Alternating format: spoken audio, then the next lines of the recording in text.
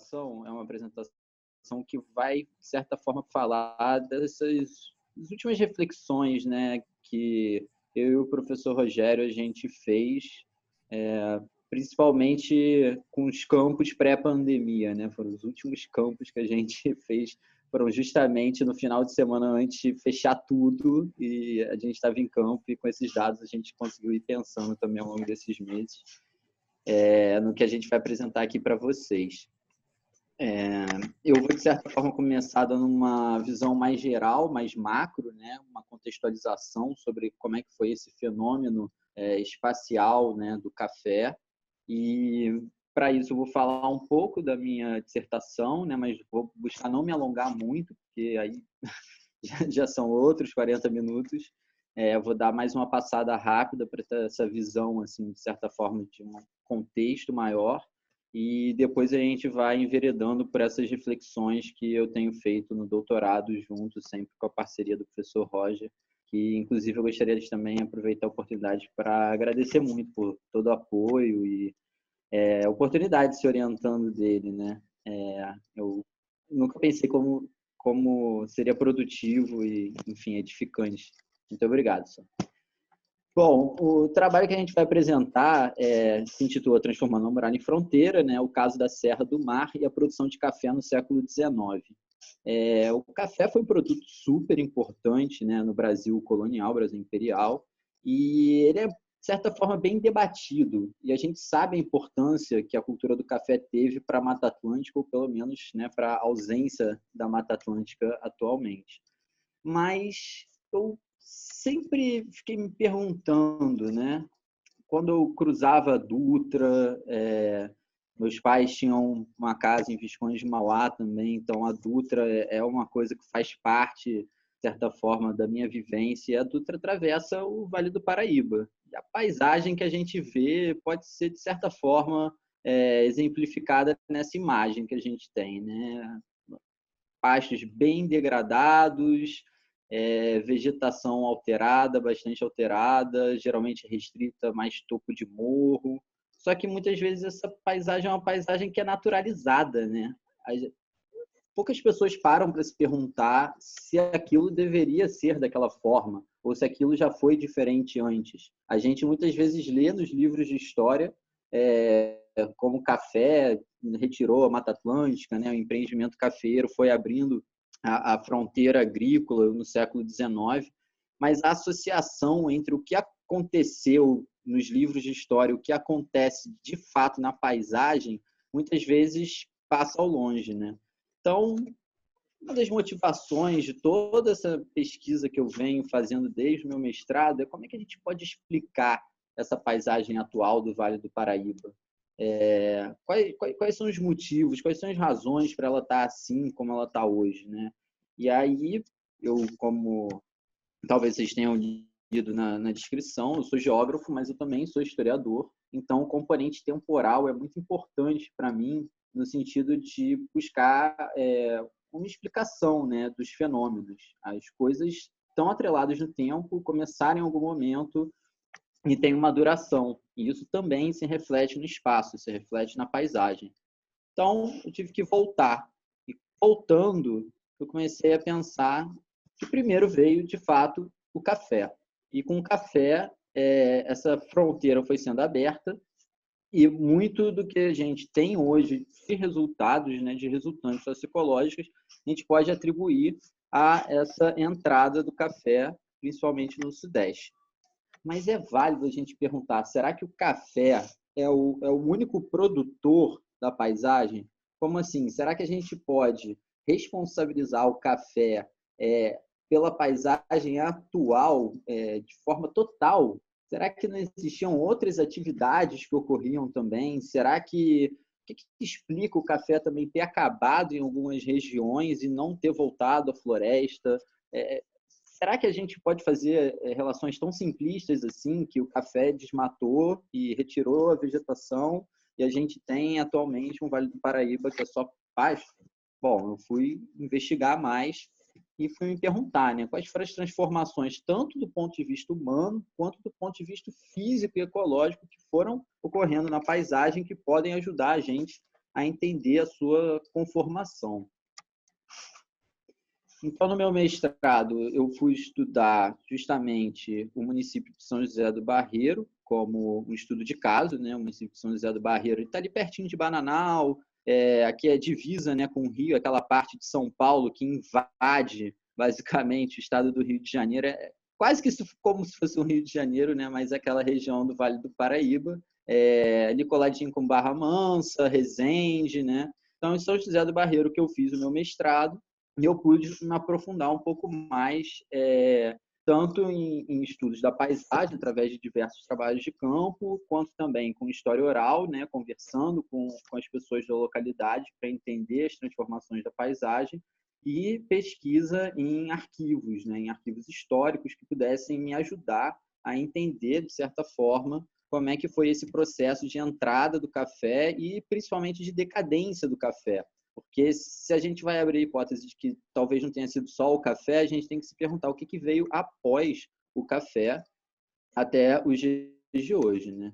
Então, esse é só um mapinha para a gente ver. Ó, São José do Barreiro, o município está aqui em cima, né? Grande parte dele é florestada, tem uma parte boa também que já está incluída dentro do Parque Nacional da Serra da Bocaina. A gente vê que pelo traçado, né, ele inclui basicamente quase todas as linhas de cumeada aqui da Serra da Bocaina. É um parque bastante extenso.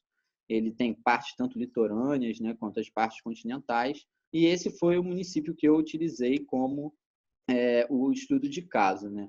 E aí aqui a gente já pode ir fazendo algumas observações sobre a topografia. Gente, topografia vai ser uma coisa muito importante. Hoje eu gostaria que a gente tentasse sempre manter, de certa forma, a topografia não como um plano de fundo, mas como uma coisa que realmente é atuante para a gente pensar como é que foi essa conformação do Vale do Paraíba. Estava até brincando com o professor Rogério que a gente dividiu a apresentação em faixas altitudinais. Então, eu vou falar, de certa forma, mais da parte média e baixa do Vale do Paraíba, na parte continental, e o professor Rogério vai falar mais realmente das partes altas, né? Enfim. Bom, prosseguindo, acho que a gente tem que falar um pouco sobre como é que foi essa marcha do café. Como eu já falei, grande parte da Mata Atlântica sofreu com o café que começou ali no Rio de Janeiro, né?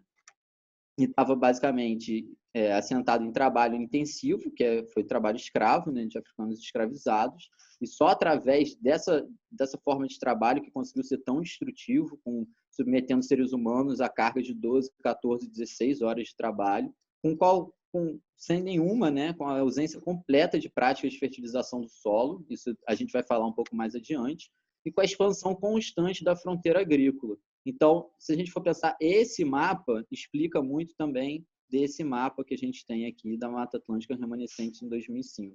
Porque boa parte do estado do Rio de Janeiro, uma partezinha do estado de Minas Gerais, que nesse mapa não está muito contemplado, mas aqui no mapa ao lado a gente sabe, né, que boa parte aqui da zona da Mata Mineira também sofreu com a entrada do café, e São Paulo quase como totalmente, né, a sua consolidação territorial também está muito relacionada com o café.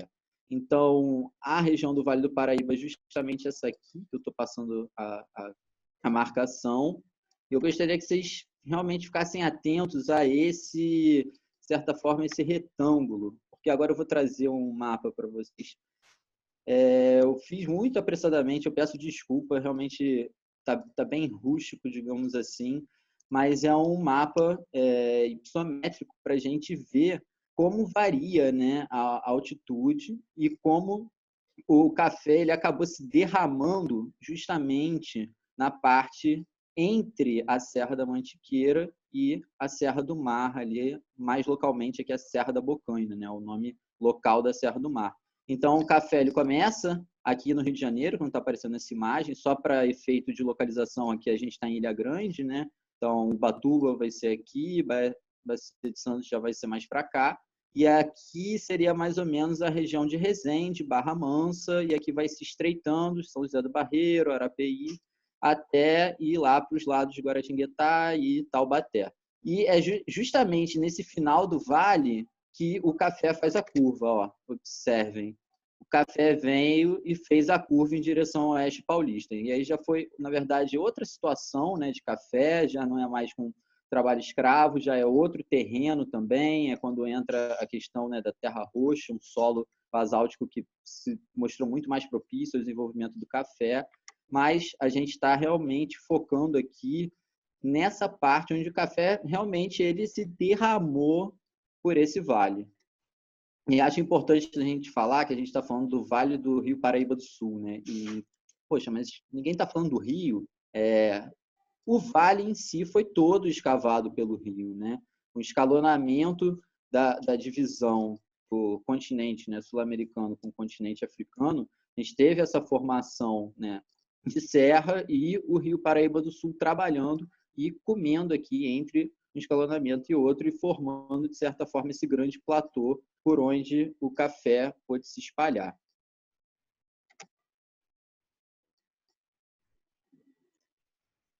Essa imagem é uma imagem bem famosa, uma fotografia de Marc Ferrer, né? Aproximadamente ali 1885. Ele vai nessa região do Vale do Paraíba. Eu acho que vale lembrar que para essa região do Vale do Paraíba o café ele já está entrando em declínio. Como eu deixei aqui no outro mapinha, né? O café ele foi se movimentando. Então, ele teve um momento dele aqui no Rio de Janeiro, na Costa Verde, depois ele foi se espalhando, ele foi bem característico por mobilizar essa fronteira agrícola e avançar bem rápido para o interior do país.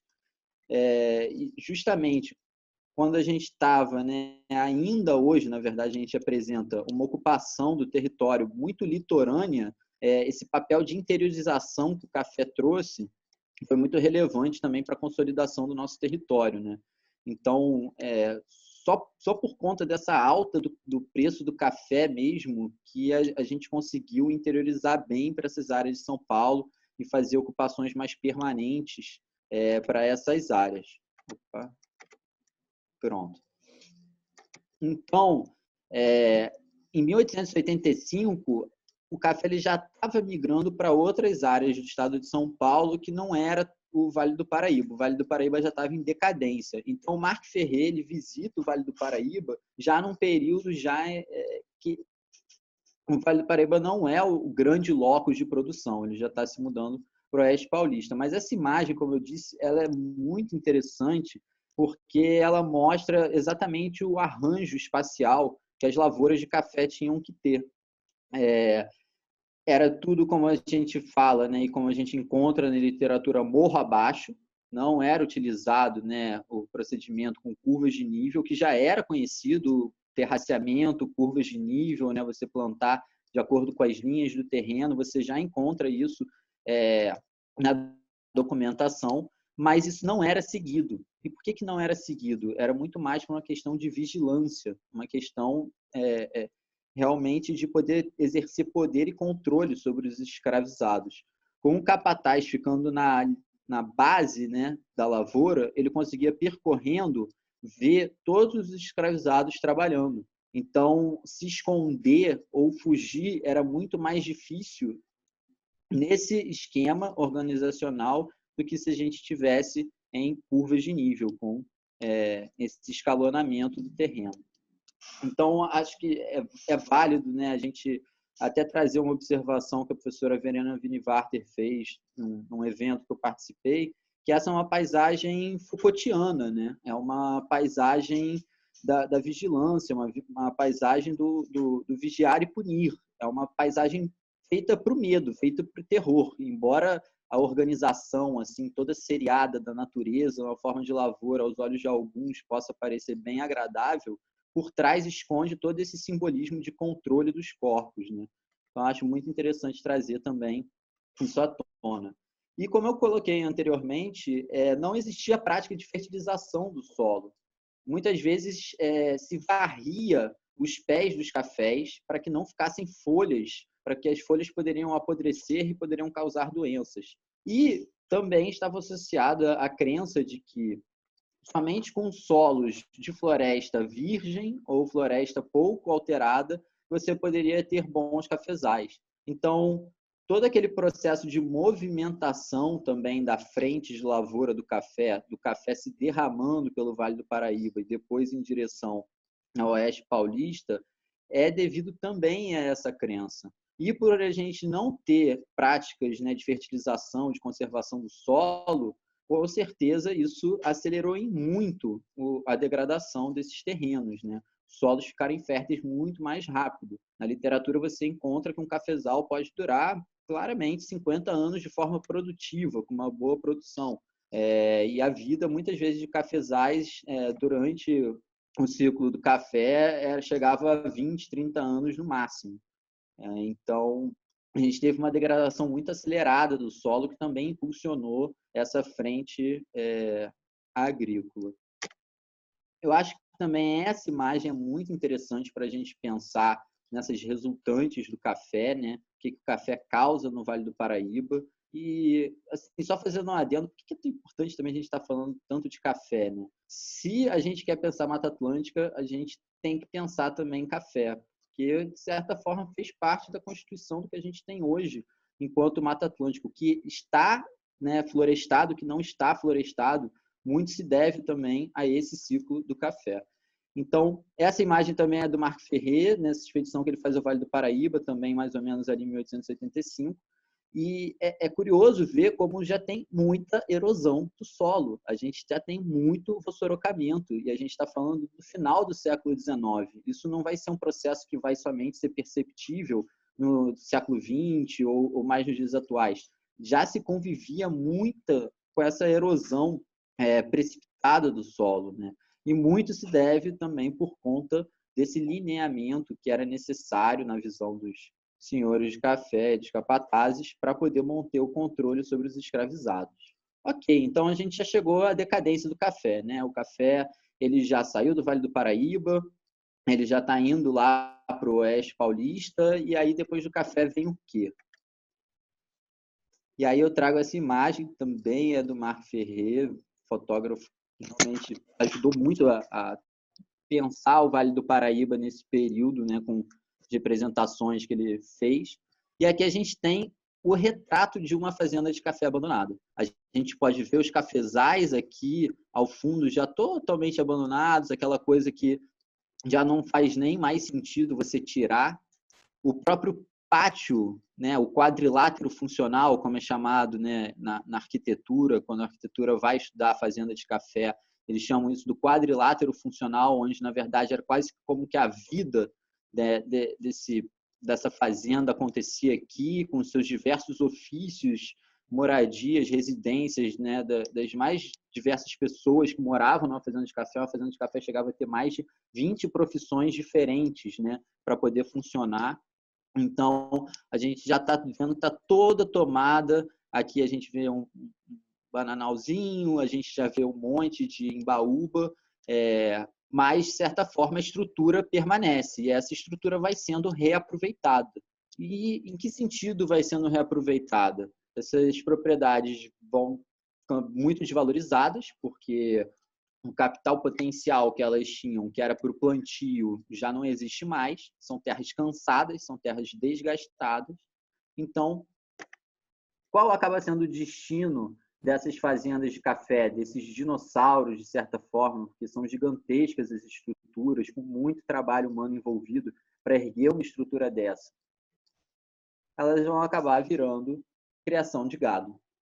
Com a criação de gado, você mantém a propriedade, você depende de pouquíssimo recurso humano, com poucas pessoas você consegue gerir grande número de cabeças de gado e grande território, de certa forma, assegurar esse território. E você pode aproveitar também a estrutura. Então, inclusive, durante o meu mestrado, foi bem comum, né, nas falas dos entrevistados, falar que muita gente desceu de Minas com suas tropas para poder fazer negócio no Vale do Paraíba. Então, o Vale do Paraíba hoje realmente é um local com muita pastagem, mas é um local com uma tradição leiteira bem forte, para gado de leite, né? E esses pecuaristas que vêm de Minas se instalam, então, após o fim do café no Vale do Paraíba, né? Esse declínio do café, porque o fim, como a gente vai conversar daqui a pouco, é muito complicado falar, mas como esse declínio regional da produção do café no Vale do Paraíba, vem também o gado. E com o gado vem também... Opa, desculpa, foi. E com o gado vem também as gramíneas. Aqui a gente tem uma foto do capim-gordura. O capim-gordura, o Melinis minutiflora, ele é inclusive considerado nativo pela população local no Vale do Paraíba. Ele vem junto com os africanos escravizados, né, nos navios negreiros. E ele, na verdade, é uma grande solução nesse momento para os fazendeiros, porque é uma espécie exótica que se adapta super bem a esses campos devastados, esses campos degradados, né? Essas lavouras cansadas de café. E por ser uma exótica que se dá super bem, se espalha bem rápido, é rústica, aguenta bastante também períodos de seca, então se adaptou super bem naquele momento e foi se espalhando. Eu acho que é válido também falar que não é só o capim-gordura, que é uma espécie que foi trazida, uma espécie de gramínea trazida da costa africana, né, da costa oeste africana, mas várias outras gramíneas, como, por exemplo, o jaraguá, o capim-colonião, que merecem, inclusive, mais estudos, e eu vou desenvolver um pouco mais sobre essa entrada de gramíneas africanas no Brasil na minha tese. Mas só para dar uma palhinha, né, existe uma história até um pouco anedótica de que essas gramíneas teriam vindo na cama dos escravizados nos porões dos navios, porque seriam, de certa forma, utilizadas como colchão, como travesseiro, um montão de capim amontoado, e que essa era a cama deles, né? É um pouco anedótica, porque é complicado a gente pensar que iam ficar durante meses no navio negreiro várias gramíneas todas juntas e que depois isso ia ser plantado, quando, na verdade, como eu vou falar aqui também mais para frente, o gado era super importante do ponto de vista de uma segurança alimentar interna também, do próprio funcionamento da fazenda do café. O que muitas bibliografias mais atuais já começam a falar é que, na verdade, essas plantas africanas são trazidas intencionalmente e que é difícil, muito difícil, inclusive, a gente desconectar uma planta que é cultivada em algum lugar por um povo desse povo que a cultiva. Então, se a gente for pensar, né, a criação de gado como uma agricultura de gramíneas, os povos africanos tinham grande experiência. Então, de certa forma, os europeus precisavam de gramíneas, né, gramíneas rústicas, gramíneas que se dessem bem aqui no Brasil. E a verdade é que, pelo continente, né, da América do Sul não ter se desenvolvido, ter coevoluído com mamíferos ungulados, a gente não tinha gramíneas que tivessem um aporte nutricional suficiente para uma produção interessante de leite e de carne. As gramíneas que eram trazidas da África eram muito mais nutritivas, muito mais resistentes e tinham uma produção muito mais interessante. Então, esse processo de entrada dessas gramíneas hoje em dia é muito mais discutido como intencional do que como essa forma meio que por acaso e acabou dando certo. Não, foi trazido, foi utilizado o conhecimento tradicional dos povos africanos da costa oeste para poder implementar aqui também no Brasil. A professora Judith Carney, aposentada recentemente, tem um livro brilhante falando sobre como várias espécies passaram por isso e como, de certa forma, a historiografia apaga esse conhecimento africano na introdução de plantas em outros territórios. Bom, então tá, né? Então, resolveu. Descobri no meu mestrado que realmente depois do café virou grande parte pasto, foi um pasto implementado com gramíneas africanas exóticas e que se deram super bem, e que atualmente a paisagem que a gente vê, né, que era aquilo que eu estava me perguntando, essa paisagem do Vale do Paraíba que a gente vê, grande parte é fruto do café, mas também desse gado que veio depois, né, dessas gramíneas que estão associadas à pecuária, né, porque andam juntos, são necessários, né, o capim e o boi vão andar juntos nesse sentido. Então, o que a gente tem hoje são pastagens que são resultantes do ciclo do café. A gente tem também, atualmente, a entrada de eucaliptos. Ok, então resolveu, né? Mais ou menos. Não resolveu totalmente. Eu consegui ter uma visão mais macro, mas eu ainda queria continuar, né? Então, eu queria ver, de certa forma, de forma mais aprofundada. E aí eu comecei a utilizar os manuais agrícolas como fonte. Por quê? Porque eu queria ver aonde, quais porções do terreno que efetivamente a gente teve plantação de café e em quais que eles depois viraram o pasto. E aí eu fui ter esses manuais agrícolas como fonte até lendo um trabalho um pouco mais antigo do professor Rogério, do pós-doc dele. E aí eu achei muito interessante que os manuais agrícolas eles são uma literatura que é diferente da literatura dos naturalistas. Os naturalistas eles estão preocupados em descrever, eles estão preocupados em desenhar, eles estão preocupados em ilustrar, enquanto que os manuais agrícolas eles têm uma visão mais prática de como seria esse mundo tropical e como é que a gente, né, como os europeus deveriam proceder para ter a máxima produtividade naquele terreno. Então, eu utilizei esses manuais agrícolas, basicamente, vou dar só uma aceleradinha, e com eles eu pude ver onde é que seriam as áreas mais propícias para a implementação de cada coisa. Eu vi que o café era sempre nas minhas encostas. Por quê? Porque eram os terrenos que eram considerados sempre férteis, conservam mais umidade que os de Massapê. Os Massapê são os terrenos da planície de inundação, né? Então, o Tonelli vem falando, né, que o café, diversas árvores frutíferas, generalidade dos vegetais dão-se bem nestes terrenos, os quais, porém, se deterioram depressa, mormente nas fraldas dos montes. Nas fraldas dos montes são nas partes mais altas, né? Na linha de cumeada ali, no divisor de águas. E outeiros, e, portanto, obrigam a novas derrubadas. Então, apesar de ser considerado o local mais propício, era o local que mais era desgastado, né? Era o mais frágil, mais suscetível. Isso mostra também como foi bem nessa faixa das minhas encostas que se desenvolveu o plantio de café, até porque nas baixadas eles não davam tanto fruto, não eram interessantes. E aí, dentro das propriedades de café, eu observei também, nesses manuais agrícolas, que era recomendado você ter uma partição. Então, você tinha que ter uma parte do terreno suficientemente reservada para pasto, uma outra para o pomar, uma outra para você colocar suas hortaliças, mostrando como a própria propriedade do café não pode ser pensada somente como só café. A gente também tinha outros usos de solo. Então, a própria fazenda de café já era um mosaico. Então, agora no meu doutorado, eu vim tentar trazer assim, uma visão um pouco mais complexa, né, de como é que era essa paisagem do café, de olhar ela de uma forma mais holística, em todas as partes envolvidas. E aí eu fui vendo cada vez mais que os pastos eram também super importantes, né?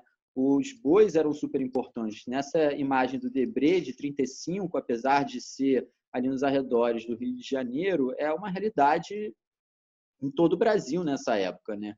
O gado, ele propicia leite, o gado, ele também pode ser força motriz, ele pode carregar, ele pode girar as moendas. Então, o gado, ele é polivalente. O gado, por outro lado, eu já falei, depende do capim. Então, essa ilustração é justamente vendedores de leite e de capim nos arredores do Rio de Janeiro. Então, isso já mostra a importância que o gado tinha se a gente for pensar do ponto de vista nutricional e também do ponto de vista de carga. Eu não vou entrar muito nessa parte que o professor Rogério vai poder falar mais, se debruçar mais, mas só trazer assim, essa passagem do Padre Fonseca, né, onde ele fala que você tem que escolher os lugares mais cansados da sua fazenda para fazer um pasto, capaz de sustentar tanto gado, reservando os lugares que ainda tiverem algum virgem e capoeira para lenha e madeiras de construção.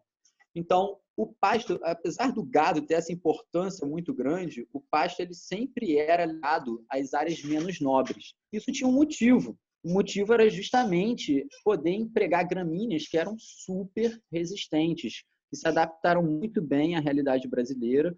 essa realidade de campos desgastados, degradados, se espalhavam. Então, de certa forma, era fácil você poder criar gado nessas condições, né? Então, precisava de muito trabalho investido para você ter uma pecuária ali no Vale do Paraíba durante o ciclo do café. Então, foi como eu coloquei, essa rusticidade dessas gramíneas que são importadas da costa oeste africana. Só colocar um gráfico, não um gráfico, né? Foi mais um esquema sintético, eu peço desculpas até um pouco pelo estilo um pouco quente da coisa, mas para tentar ilustrar de uma forma, no compartimento, né, dos relevos, onde é que ficava, então, alocada cada coisa. Nas meias encostas, a gente tinha as condições climáticas de solo que eram as propícias para a gente ter a lavoura de café. Então, de certa forma, o café, quando a gente fala que o café entrou no Vale do Paraíba e pegou todo o Vale do Paraíba, onde a gente realmente teve lavoura de café, foi principalmente nessa porção. Isso daqui também é um resultado preliminar, né? Mais uma inferência, a gente ainda vai desenvolver o segundo capítulo da tese, vai tentar se debruçar através de SIG nessas informações, mas, de toda forma, pelos manuais agrícolas, a gente vê que nas planícies de inundação, nessas terras mais baixas, nessas terras mais alagáveis, vão ter mais umidade, também vão ter mais nutrientes trazidos pelos rios, você vai utilizar mais a cana-de-açúcar e outros gêneros alimentícios. E nessas partes mais altas, aí eu já estou dando um pouco de spoiler, né, Roger? Mas os campos da Bocaina, o café não chegou, porque o clima era muito frio e com uma geada você perdia toda a lavoura. Uma planta de café, um indivíduo de café, até ficar produtivo, ele leva em torno de 5 anos. E aí, depois de uns 5 anos de investimento, quando ele começa a ficar produtivo, você pode pegar um dia um pouco mais frio, sofrer uma geada e perder grande parte da produção. Então, aqui nessa parte mais elevada, né, da serra, a gente não teve o café. Agora, eu só gostaria de trazer de volta um pouco para a gente pensar essa dimensão do que foi o fenômeno do café na nossa Mata Atlântica, que foi o fenômeno do café ao longo do 19, iniciozinho do século 20. Eu elaborei esse gráfico a partir dos dados que eu colhi do Alfonso Toné, né, no livro dele Pequena História do Café, de 45, razão pela qual os dados só vão aqui até o decênio de 40, mas acho que é muito interessante para a gente pensar como é que o café ganhou vulto na economia brasileira. Em 1821, 1830, a gente já tem ele participando com quase 20% de todas as exportações. Em 1831,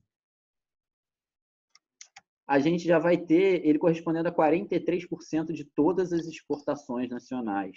E daí para frente, ele não baixou, ele nunca deixou de ser menos de 40%, né? Até pelo menos ali 1940, que é onde a gente está com os dados.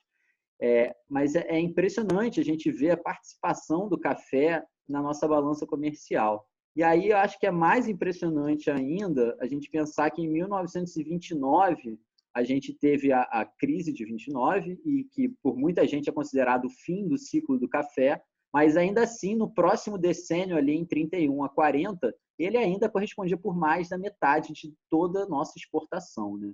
Então acho que esses números mostram para a gente pensar um pouco a importância econômica também que essa produção teve. E aí, só para tentar ilustrar também a quantidade, né, em toneladas da sua produção de café, e acho que também aqui o gráfico, a curva é mais ascendente, torna assim também, de certa forma, mais impressionante, né? Em 1821, 1830, a gente tinha 190 toneladas, e aí, em 1860, né, 50 anos depois, a gente tem basicamente 10 vezes. 50 anos depois, não, desculpa, gente. 30 anos depois, a gente já vai ter 10 vezes a produção que a gente tinha antes, né? Opa! E acho que é muito importante também a gente falar que é somente a partir ali de 1871 e até mais ou menos ali 1890, mais ou menos nessa época, que a gente vai ter implementação de ferrovias. Então, se a gente só vai ter implementação de ferrovias nesse momento, como é que a gente escoava o café dessa Interlândia, né, desse interior do Brasil que ainda estava sendo habitado, estava em processo de ser mais habitado, como é que a gente transportava esse café todo dessas áreas durante todo esse tempo para o litoral?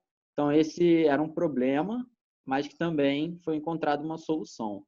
Então, passo agora a palavra para o professor Rogério, que vai falar um pouco mais desse problema e a resposta encontrada. Ok, Lucas, muito bom. Deixa eu só botar a minha coisa aqui.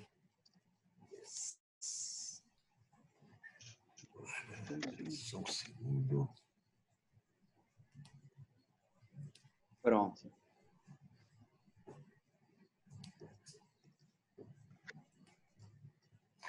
Muito bem, gente.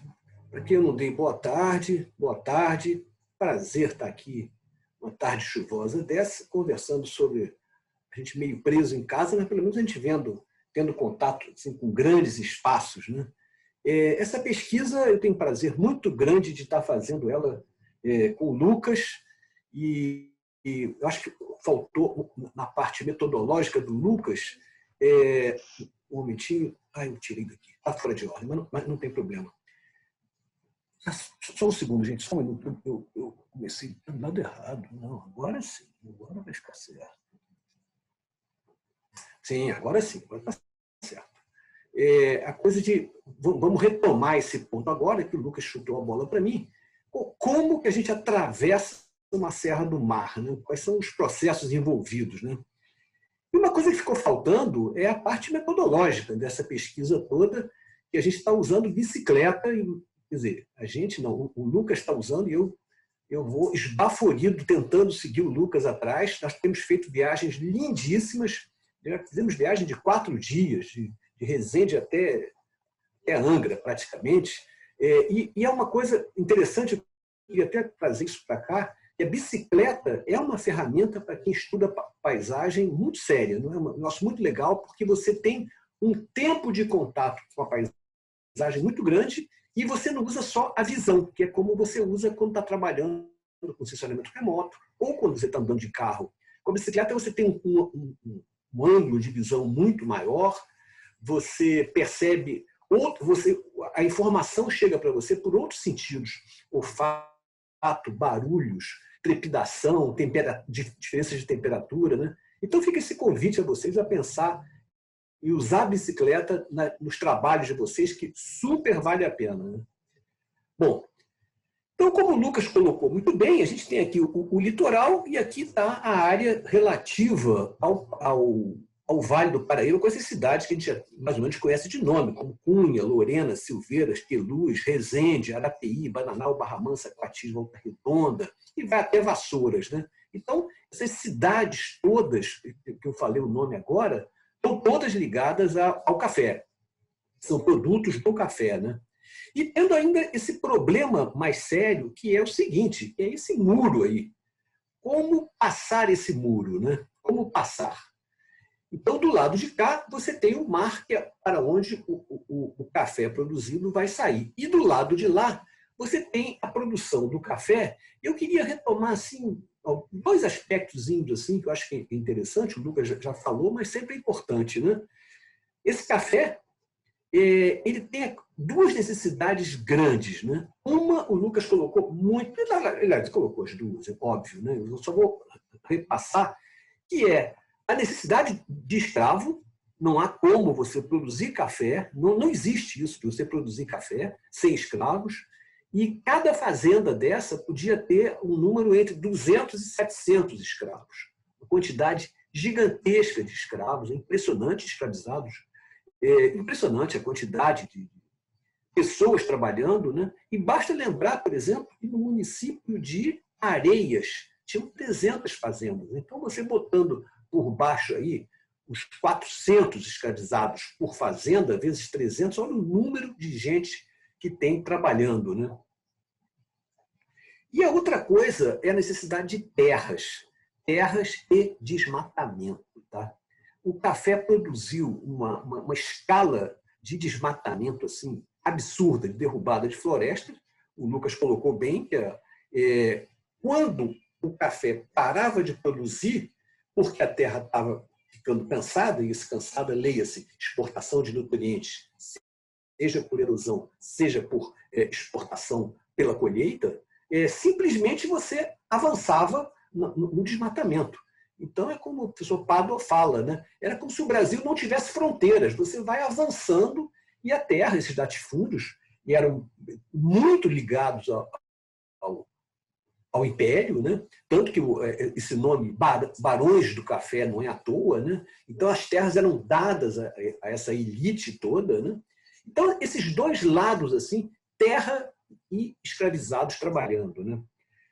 E a coisa do desmatamento, que eu acho que é um negócio assim, extremamente importante, e a coisa assim, da impossibilidade, um negócio que eu nunca entendi.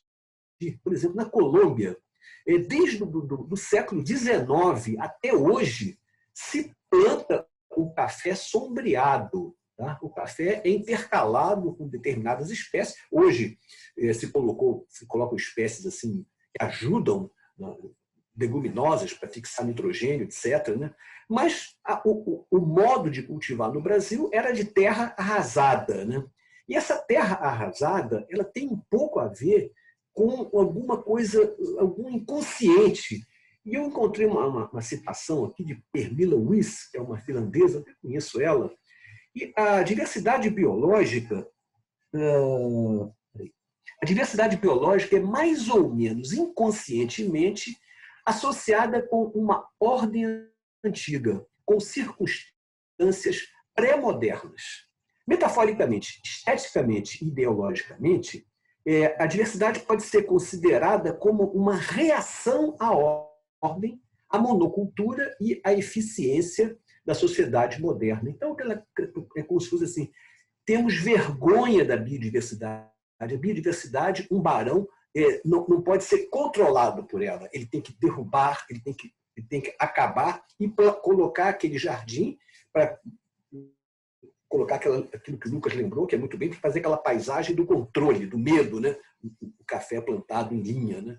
Então, o resultado é que hoje essa paisagem do Vale do Paraíba, de vários mares de morro, ela continua mais ou menos assim como foi deixada, apenas entrou gado depois do café.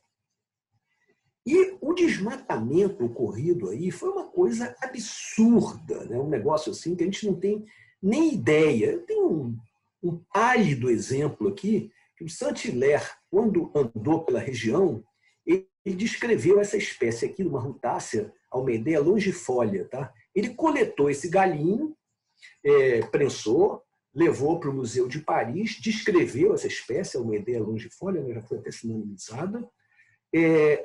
Agora, olha que interessante, essa espécie está extinta. Então, essa espécie daqui ela só é conhecida por esse galho seco que virou uma ensicata no Museu de Paris. Está completamente extinta. E quem sabe você teria aí produtos aí para tirar propriedades farmacológicas aí, sei lá, cura AIDS, Covid, sei lá, estariam aí. Não adianta, essa espécie está extinta, né? Então foi uma coisa absurda, né? E a outra coisa também, sempre lembrando, né, a coisa do desmatamento, aqui mais um exemplo que o Lucas falou, das paisagens do medo, né, a paisagem do controle, que é o café plantado em linhas, justamente para quem passa embaixo sabe quem está trabalhando, né? E aqui você vê, numa foto aqui, está um pouquinho apagado, mas você consegue ver as linhas de erosão que isso aí deixou. Só que essas linhas de erosão, elas têm mais de 100 anos. Então, a quantidade de terra que já desceu aí é uma coisa assim absurda, né? Uma coisa assim, um número muito grande. E hoje, a paisagem do Vale do Paraíba é toda mais ou menos assim. A erosão foi muito grande, a remoção do horizonte A fortíssima, muito intensa, né? O horizonte A foi todo inteiro. Tem um trabalho muito interessante que mostrou que numa subbacia do Paraíba, do Rio, esqueci, já vou lembrar. Em média, essa bacia, que é uma bacia considerável, perdeu 7 centímetros de solo. Esse solo todo foi carregado para o Rio Seis Marias, lembrei, do Seis Marias foi para o Paraíba e está no oceano, marcando, se a gente quiser entrar aí na definição de antropoceno como uma datação geológica, está ali aquela camada gigantesca de solo do período do... Então, no trabalho nosso, a gente coloca até que o antropoceno entrou no Sudeste brasileiro com o café. Muito bem, então nós temos esse problema agora para resolver, e é como a gente vai atravessar essa muralha. Essa muralha, olhando assim, ela é completamente impermeável, não dá, é uma fronteira impermeável, não tem como você passar de um lado para o outro, né? Então, vários ajustes foram feitos na paisagem para que permitisse a permeabilidade. O que é permeabilidade? É você entrar, você conseguir atravessar de um lado para o outro, né? Então, vamos pegar então as formas de transporte disponíveis na época, sempre lembrando, olha aqui o mapa que o Lucas fez, poxa, se eu tivesse que fazer um mapa, eu não consigo fazer nem croquis de como chegar na minha casa, ainda mais um mapa desse assim. Enfim, nós vamos chamar muita atenção aqui, pegando o mapa isométrico, nós temos as altitudes aqui, está vendo? A Serra do Mar. E esse caminho aqui é importantíssimo, a gente já vamos falar muito dele, é o caminho que liga a cidade de Resende, até Mambucaba, ou seja, é uma das formas de exportação do café, o café todo ser carregado por aqui. Mas o problema é que Resende está a 500 metros e Mambucaba está a 1.000. E a Serra do Mar chega quase a 2.000. Então você tem uma pirambeira para subir e uma pirambeira para descer. Chegando no mar, aí tudo bem, estamos vendo, isso aqui já é século XX, mas não importa, né? Um carregamento de café. Então, como que esse café chegava ao mar? Vamos agora examinar. E eu acho bacana, uma coisa legal da história ambiental, que é olhar a história por outros ângulos, procurar outras explicações. E às vezes a gente, por exemplo, a economia fala, isso aí foram exportadas tantas toneladas de café, tantas não sei o quê, tantas viagens, o tráfico negreiro foram de tantos e tantos, mas assim, as condições materiais que permitiram isso, e levando isso para o lado do metabolismo social, os fluxos de energia e de matéria que estão envolvidos nesse transporte do café de um lado para o outro, que é o que nós vamos ver agora, né? Será que o café era levado na Cacunda, como a gente está vendo nessa pintura aí de Debré, de 1826? Provavelmente não, porque a distância é muito grande, isso aí a gente pode imaginar que fosse um transportezinho entre uma fazenda e outra. Eu mostrei para vocês a foto da Serra do Mar, da Serra da Bocaina, vista do mar. Vamos ver agora como é que ela é vista do Vale do Paraíba. Ela é bem mais baixinha, né? Aqui já é o Vale do Paraíba. Nós estamos vendo aqui esses mares de morro. E a subida da Bocaina aqui é relativamente não é muito brava, né? Então, se essa subida não é tão braba assim, você imagina que para descer, então, é uma descida muito, muito acentuada, né? Bom, por falar em Vale do Paraíba, por que o café não podia ser carregado em barcaças? Era. Até uma porção muito pequena era. O problema é quando você chega para baixo de Vassouras, ou seja, a jusante de Vassouras. Entre a região do Médio Paraíba, existia algum transporte, se bem que essas barcaças aqui estão carregando pipas. Pipa está sempre associado à cachaça. Mas existe um trabalho que coloca essa coisa, que havia um certo transporte do café pelo Vale do Paraíba. Mas chega a jusante de Vassouras, você tem corredeiras, travessões, cânions, impossibilita completamente, né? Então, uma outra possibilidade, e outra coisa é o seguinte, travessia de rios. Como é que você imagina a travessia de rios? Quaisquer rios, seja o Paraíba, ou sejam outros cursos d'água, o Rio Preto, etc., os caminhos não podem chegar no rio e vamos atravessar, não é possível. Você tem que passar, o caminho tem que chegar num local do rio que permita a chamada passagem aval, que é a mula poder passar sem ter que nadar, até para não molhar a carga, seja do café ou, por exemplo, quando as mulas retomavam do mar para o Vale do Paraíba, trazendo sal. Se a mula tivesse que ir, o sal ia se perder todo, né? Então, os caminhos tinham que ser abertos por locais que permitissem essa passagem aval. Uma outra forma bastante interessante, e realmente foi muito usada no Vale do Paraíba, é carro de boi. Tá? Carro de boi realmente é uma coisa muito... Quer dizer, o carro de boi é um negócio extremamente forte, ele pode carregar até 2 toneladas de carga. Ele é relativamente rústico, é barato, né? A partir do momento que você tem a pastagem e um pouco de sal e milho, você pode ter carros de 8 juntas de boi, carros que carregam 30, 40, 60 balaios, né? Uma coisa muito intensa, né?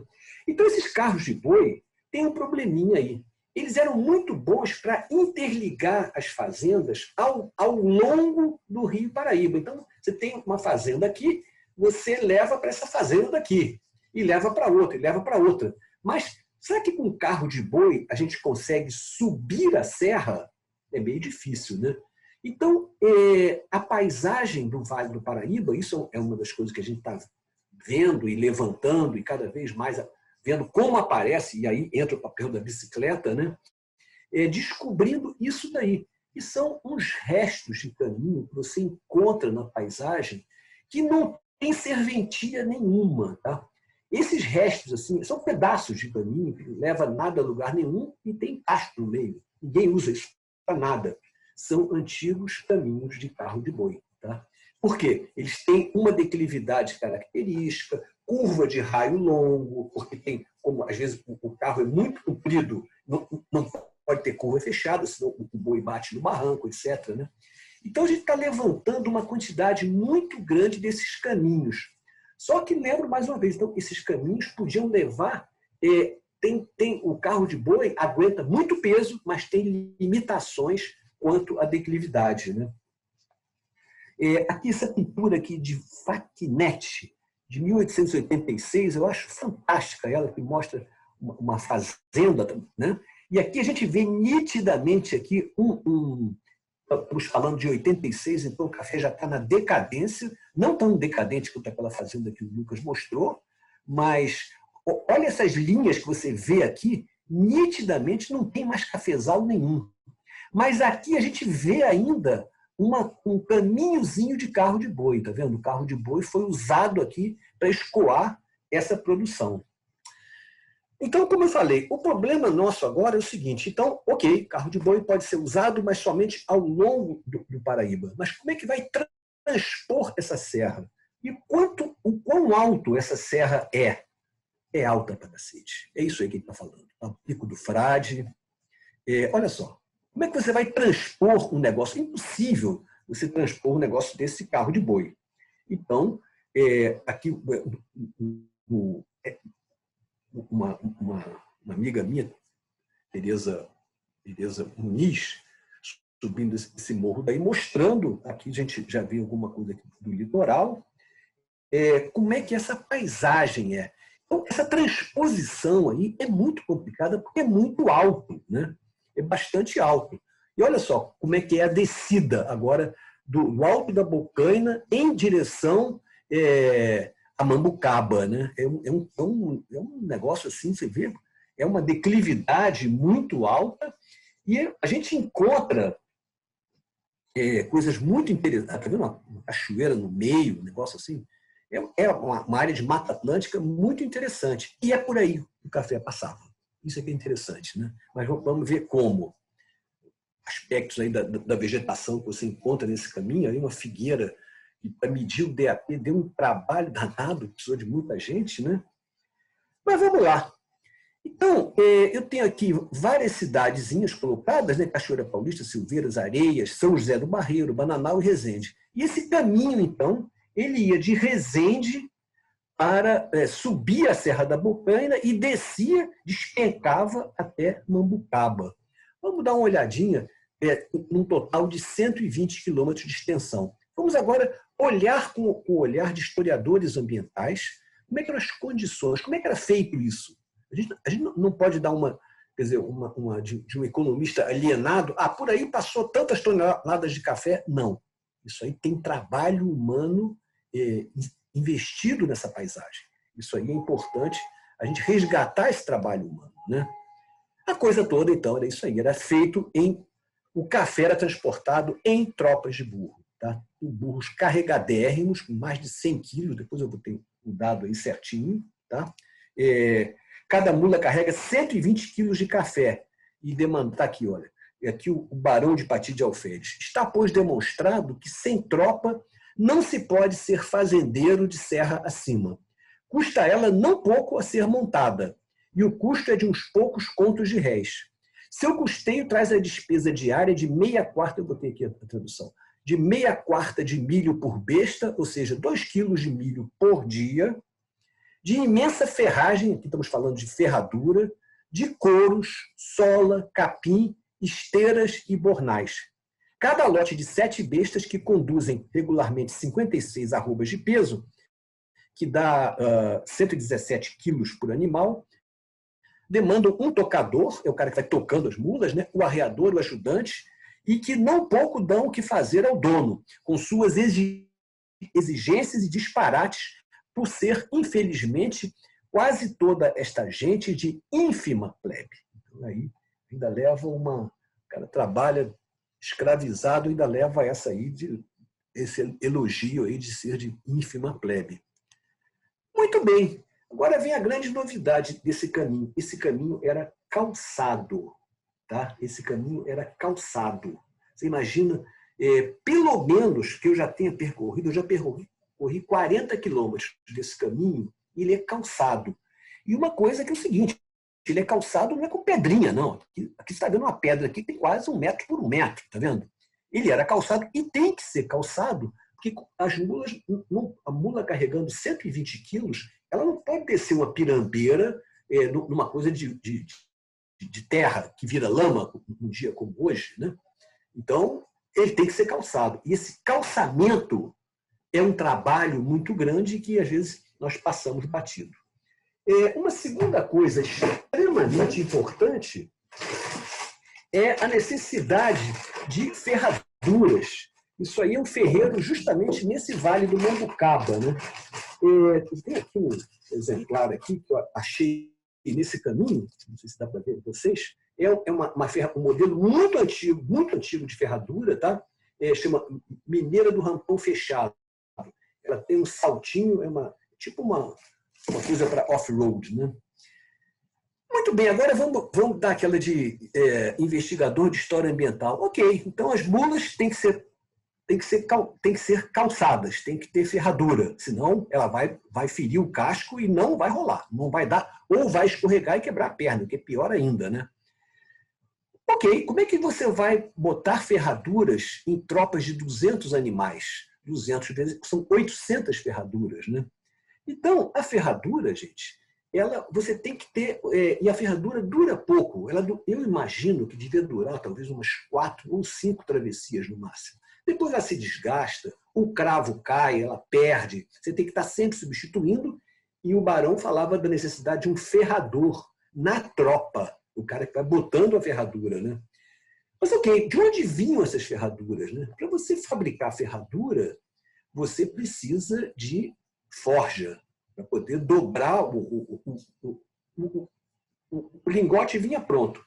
Mas para você dobrar ele e dar a forma de uma ferradura, você precisa de muito carvão para botar esse lingote em brasa, aí batendo e colocar. E essa forja funciona como, gente? Com carvão. E o carvão é feito como? É feito nessas carvoarias.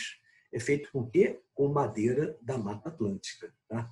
E a gente encontra, nesses lugares, até hoje, você encontra ainda vestígios de antigas carvoarias que existiam na região, tá? E Aqui, por exemplo, não é exatamente nesse caminho, é no caminho da Serra do Piloto, que fica em Mangaratiba, que é um caminho do século XIX, em que você vê essas pedras todas aqui muito bem cortadas. Essas pedras foram todas cortadas com ponteiros. E para você ter um trabalho como esse, você precisa de uma quantidade muito grande de ponteiro, porque o gneiss ou o granito são rochas muito duras, o ponteiro fica cego logo, e para afiar você precisa de forja. Precisando de forja, você precisa de carvão. Então, é interessante que nós estamos encontrando, eu já encontrei em São José do Barreiro, desculpa. Então, em cada trianglinho desse daqui, são remanescentes florestais, onde nós já encontramos vestígios de carvoarias, que é como se fosse... É um platô, onde o cara faz aquele monte e produz o carvão para 1000 finalidades. No Rio de Janeiro, por exemplo, era para construção civil, mas possivelmente algumas dessas carvoarias que estão aqui do lado oeste do Rio de Janeiro provavelmente eram para confecção de ferraduras. Tá? Então a gente vai juntando essas coisas e vai tendo essa ideia maior, mais nítida, da complexidade que é e do custo ambiental de determinadas coisas que a gente passa batido. Né? Bom, e agora vamos deixar um pouco a parte do caminho e tal, vamos ver a parte mais biótica. Né? O que esse caminho tem a ver com a diversidade? Aí tá os campos da Bocaina, o Lucas mandou aí um certo spoiler, eu botei o campos em itálico. Vamos ver o que é isso. Antes de falar da Bocaina, vamos imaginar que a gente está saindo, fazendo o caminho ao contrário, fazendo o caminho de volta. Saímos de Mambucaba e estamos subindo para Bocaina e vamos descer em direção a São José do Barreiro, Resende. Né? No meio daquela travessia, naquele caminho calçado, você encontra uma pastagem como essa daqui. Tá? Aqui está um pedaço do caminho passando, e no meio do nada. É uma pastagem que hoje não serve para nada. Certamente essa pastagem foi aberta no século XIX para pousio de mulas. Eu tenho certeza disso, até porque ela está revestida com capim-gordura. Tá? Por quê? Mas por que à noite você não solta as mulas aí no mato? Porque não tem comida. A mula, se você soltar numa floresta, não tem do que ela se alimentar. As plantas são todas muito defendidas, não tem gramínea dentro da mata. O que você encontra, às vezes, são um tipo de bambu, guado, taguara, mas é uma quantidade, 200 mulas é impossível pensar. Então, eles tiveram que abrir algumas pastagens como essa para servir de posto de gasolina para as mulas, entendeu? Então, isso aí eram pontos de parada. Mas, como eu falei para você, então está subindo aqui, assim, tá esse ponto. Só que quando você passa por cima da serra, você passa a 1.700 metros de altitude. A Serra da Bocaina, o pico do Tira-Chapéu, ele tem 2.080, já 2.000 metros. Ou seja, a Serra da Bocaina já era de se esperar de ser um campo de altitude. Tá? E, de fato, tem esse nome, Campos da Bocaina. Mas vamos examinar mais de perto. Primeiro, o que é um campo de altitude? Eu tenho umas fotos minhas da travessia Petrópolis-Teresópolis, que é pela Serra dos Órgãos, que é toda a 2.000 metros, é um campo de altitude. Mas o que dá a fisionomia? O que dá o jeitão de um campo de altitude? Primeiro, para ser campo, você tem que ter capim. Né? Só que esse capim que está aqui é o capim de anta, Cortadélia modesta, e que você encontra em todos os campos de altitude do Rio de Janeiro. Serra do Desengano, Serra dos Órgãos, Itatiaia. Isso é que dá o jeitão de campo de altitude, a Cortadélia modesta, junto com a Chusca pinifolia, mas quem dá assim, quem domina a paisagem é a Cortadélia modesta, que é esse capim de anta, que está presente em todos os campos de altitude. Olha lá, na Serra dos Órgãos, subida do Açu, tá vendo? Isso aqui é a Chusca pinifolia. Então, essa dobradinha Cortadélia modesta com Chusca pinifolia é que dá o jeitão, dá a fisionomia do campo de altitude. tá? Que está presente em todos os campos de altitude acima de 1.800 metros. Tá? Acima de 1.800 metros. Muito bem. Aqui, outro, aqui, o Papudos, na Serra dos Órgãos. Olha aí, tudo capim de anta, tá vendo? Tudo capim de anta. E aqui nós temos a bocaina, tá? E a bocaina tem um detalhezinho, gente, interessante, que, curiosamente, tem campo, os campos da bocaina, mas você vê campo para tudo quanto é lado, esses altos de morro lá na bocaina, você encontra vegetação associada, como essa candeia daqui, por exemplo. Olha aqui, um campo. Isso aqui é o que o pessoal chama de campos da bocaina. Mas isso que nós estamos fazendo agora, graças às nossas bicicletas, percorrendo esses campos para procurar. Nós não encontramos Cortadélia modesta, o capim de anta. Ele não está presente. Tá? Não está presente nessa paisagem. Por que será? Por que será? Eu estou achando que uma das coisas... Bom, deixa eu ir mais adiante. Na verdade, em vez de capim de anta, o que você encontra aqui é esse capim daqui, que parece muito com capim de anta, mas não é. É Digitaria sp, capim colchão. Gente, esse capim que toma conta dos campos da bocaina é africano. É um capim que antigamente, há muitos anos, era usado para pastagem. Tá? Então, e hoje ele é o que domina ali, mas é um capim africano. Ou seja, a nossa teoria é que, na verdade, por conta da proximidade da bocaina em relação à Serra do Mar, o clima mais quente e mais úmido não permitiu a formação do campo de altitude lato sensu. Então, como deveria ser antes da entrada do homem? Nós achamos que provavelmente não teria campo, mas a mata nebular, a mata tropical floresta ombrófila densa altomontana, ela devia cobrir toda a Serra do Mar. E o que nós estamos fazendo agora, que é justamente a tese do Lucas, aqui o Lucas ainda diz, percorrendo algumas dessas pastagens que ainda estão em uso, tá vendo? Ainda estão em uso, algumas delas estão em uso ainda, e estamos fazendo uns levantamentos da vegetação aqui, e a dominância absoluta, mais de 90%, é com a Digitaria, que é o capim africano. Olha só, o jeitão dessa pastagem. Você encontra uns matinhos sujos, e é interessante o seguinte, que isso aqui é uma pastagem que é usada. E isso aqui são invasoras de pastagem. Invasoras de pastagem no Vale do Paraíba, na Serra dos Órgãos, são para lá de conhecidas. Sapeixe, sapê, capororoca, etc. Né? Mas, curiosamente, nos campos da bocaina, as invasoras de pastagem são essas espécies aqui, que são espécies de altitude, como esse actinocéfalo, Brácaris platípoda, que é típico de campo de altitude, né? E mais essas espécies daqui, Trixis, Vrisia peduliflora, Quetostoma, que é uma elastomatácea, né? Então é gozado que essas invasoras são invasoras de uma pastagem. Isso é só uma curiosidade, tá? Então, o que importa é que esses campos da bocaina, eles não são campos naturais, eles são campos artificiais. Eles foram abertos para quê? Para virar exatamente um local onde as mulas pudessem se alimentar.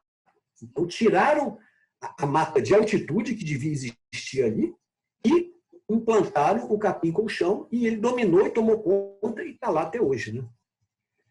Bom, para concluir agora, eu quero só mostrar rapidamente alguma coisa do trabalho oculto na paisagem. Tem uma preocupação muito grande nossa, assim, de você sair catando essas coisas do... como é que as paisagens são feitas, né? E a gente valorizar e procurar essas marcas. A gente procura, às vezes, só as marcas, a fauna, ou a flora, ou a geomorfologia, Mas é importante a gente procurar a presença humana na construção das paisagens, né? Uma das coisas é a própria derrubada. A derrubada é uma atividade terrível, né? Um outro aspecto muito interessante é o seguinte: vamos supor que isso aqui fosse uma fazenda do século XIX, em que o cara tinha milho, plantava milho e tinha gado. Gente, como é que você vai ter milho e gado junto?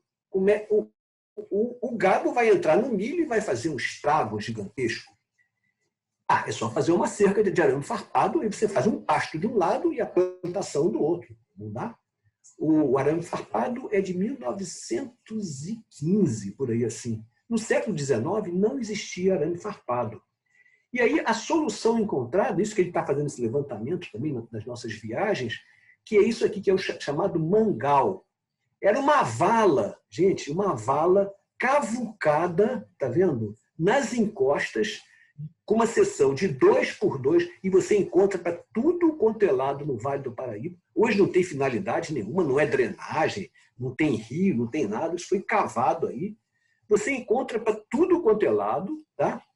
E elas têm, às vezes, já teve tanta erosão que ela está bem fraquinha, mas você andando devagarzinho de bicicleta, você vai percebendo elas, né? Olha aqui uma aqui mais marcadas, né? Então, isso tudo eram coisas para mostrar como o trabalho que é você abrir essas valas. E hoje, isso aqui eu fui numa delas, elas estão completamente soterradas, nem dá para reconhecer que é, mas é uma vala aberta por mãos humanas. E nós fizemos uma continha boba aqui, tá vendo? Para cada 100 metros de vala que você abre, você revolve, você tem que tirar 400 metros cúbicos de solo. Gente, 400 metros cúbicos de solo, um caminhão desse chapado, ele pega 10 metros cúbicos. Então, nós temos aí, para cada 100 metrinhos disso daqui, 40 caminhões de solo que foi cavado. Então, a gente passa hoje e vê esse negócio na paisagem e não dá a menor bola. Mas é um trabalho impresso na paisagem. A gente tem que olhar e reconhecer o trabalho dos escravizados, né? Nós falamos de estradas de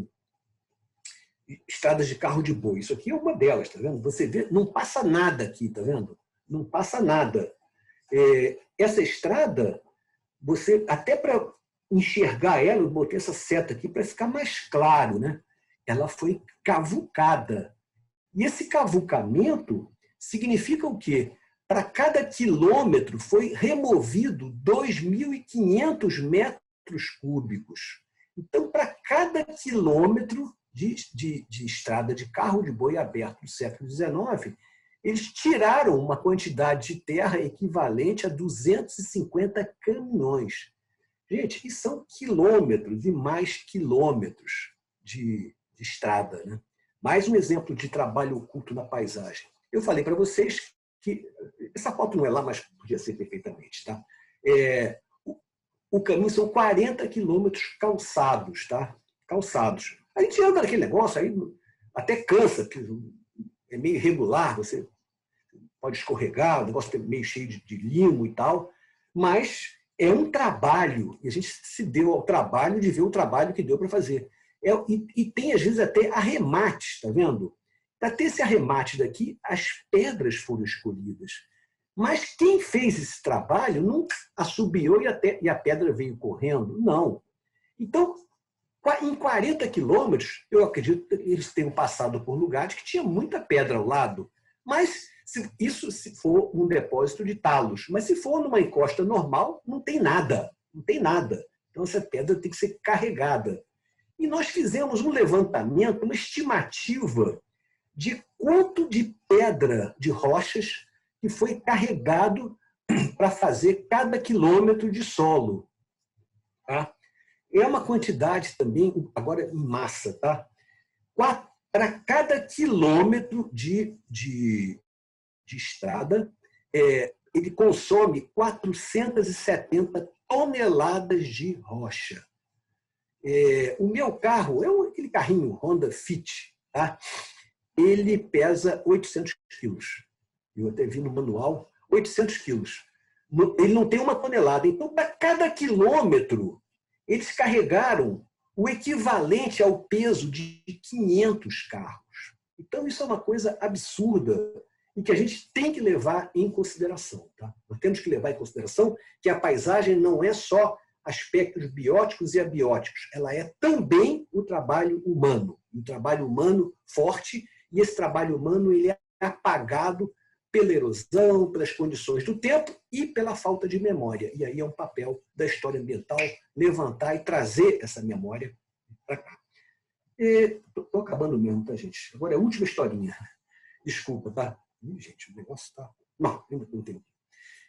Andando na contramão. Ok, então as mulas vinham do Vale do Paraíba, esse caminho calçado, beleza, desciam, chegavam a Mambucaba, etc, etc, e aí elas voltavam. Mas voltavam vazias? Não, certamente elas traziam coisas que os fazendeiros queriam, as peças que eles precisavam, louças, roupas, peças para engenho e o tráfico negreiro. Porque as fazendas, gente, elas funcionavam, não é à toa que o Vale do Paraíba deu certo, é porque a proibição do tráfico, Lucas me corrige, mas acho que em 1830 foi a primeira, depois teve 1850, mas foi a famosa lei que não pegou, para inglês ver, era só para o inglês ver.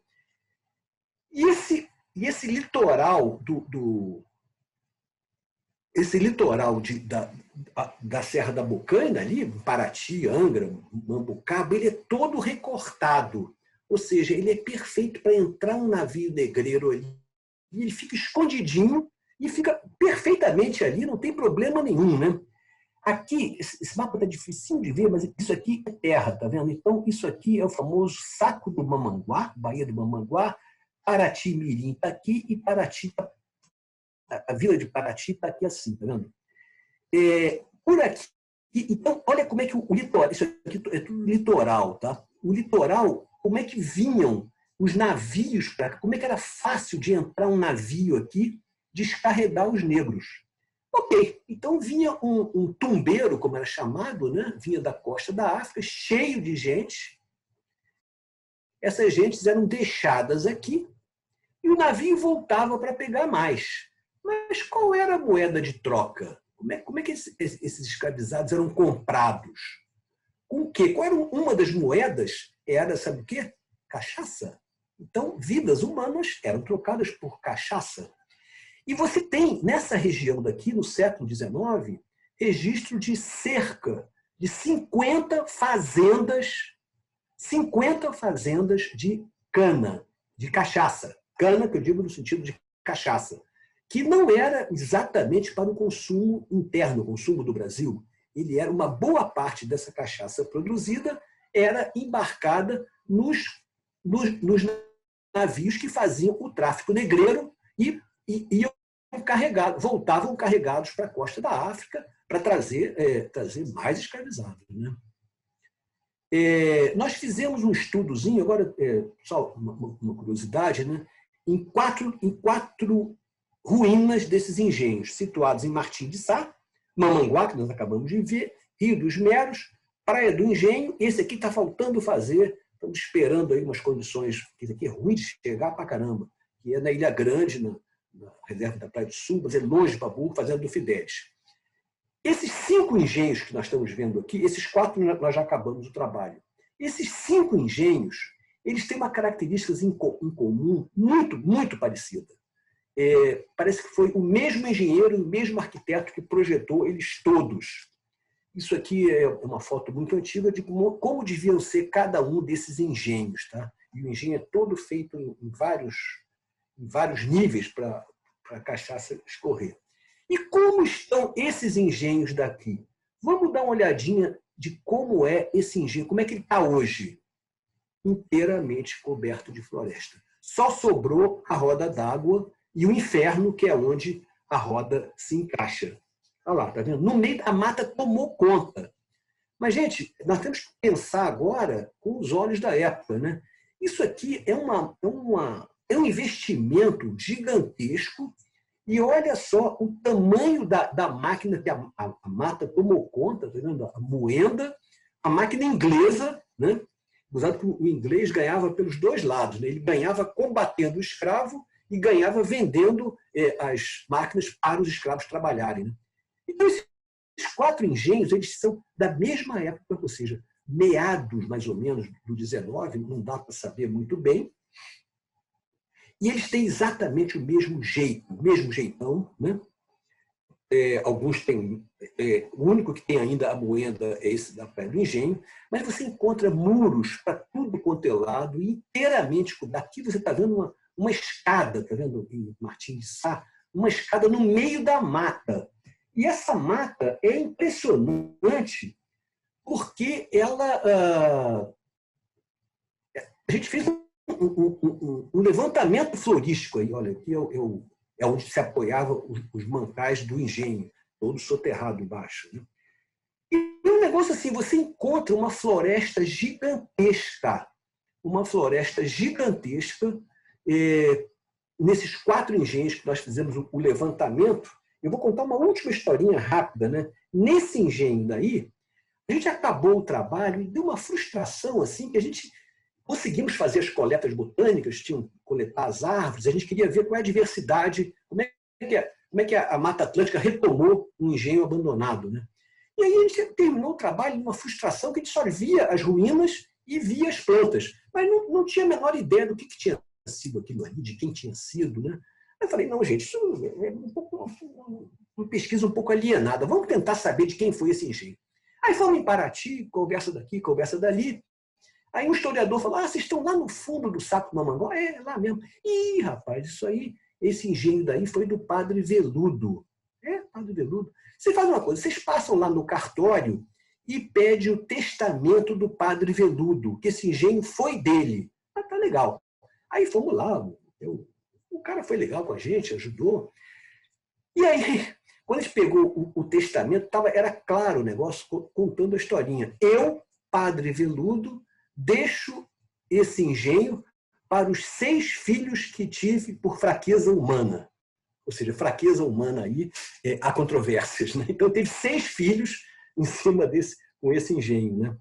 Bom, a diversidade, gente, dessas 4 ruínas, aqui está o número de espécies. A área basal, eu não vou entrar nisso, não, é como se fosse a biomassa, tá? Mas você vê o número de árvores com mais de 5 centímetros, numa tem 30, na outra tem 40, na outra tem 60, e em Martim de Sá tem 90.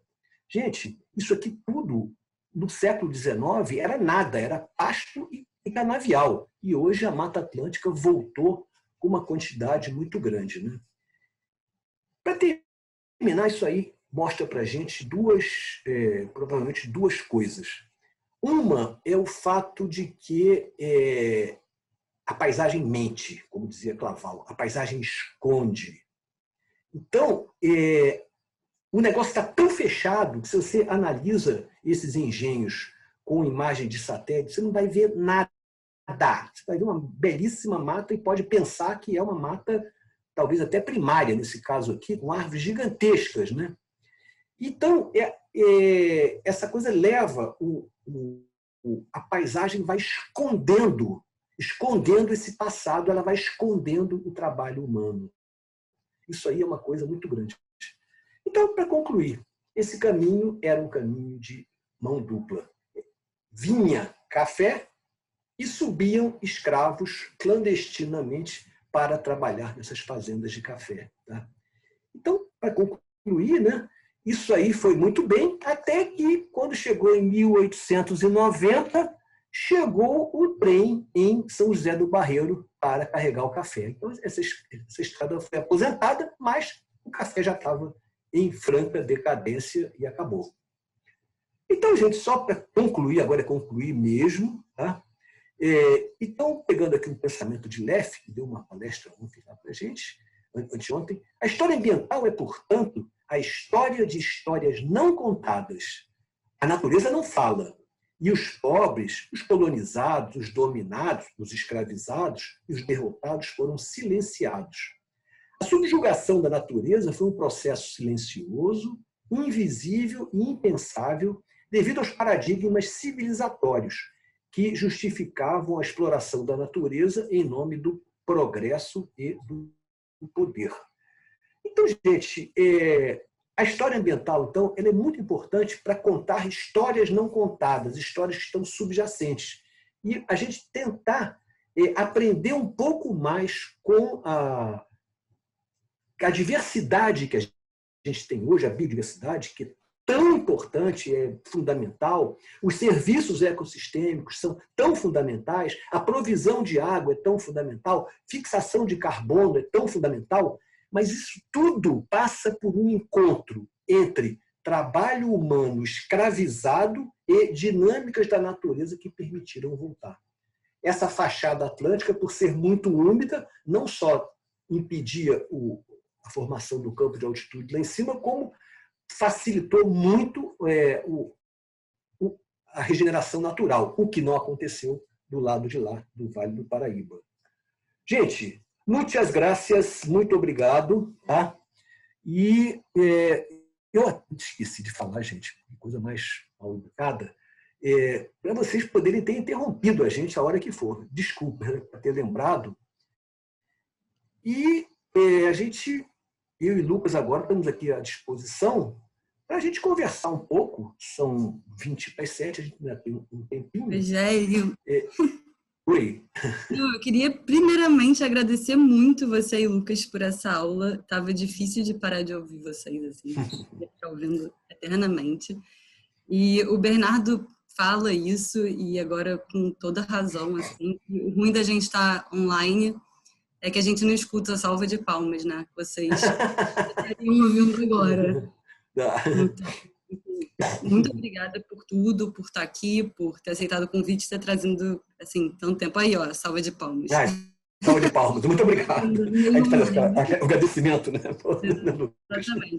Obrigado, e aí, agora, gente. como o Rogério falou, pessoal, a gente incentiva até que se liguem as câmeras para a gente poder ter uma conversa um pouco mais próxima, apesar da gente estar distante.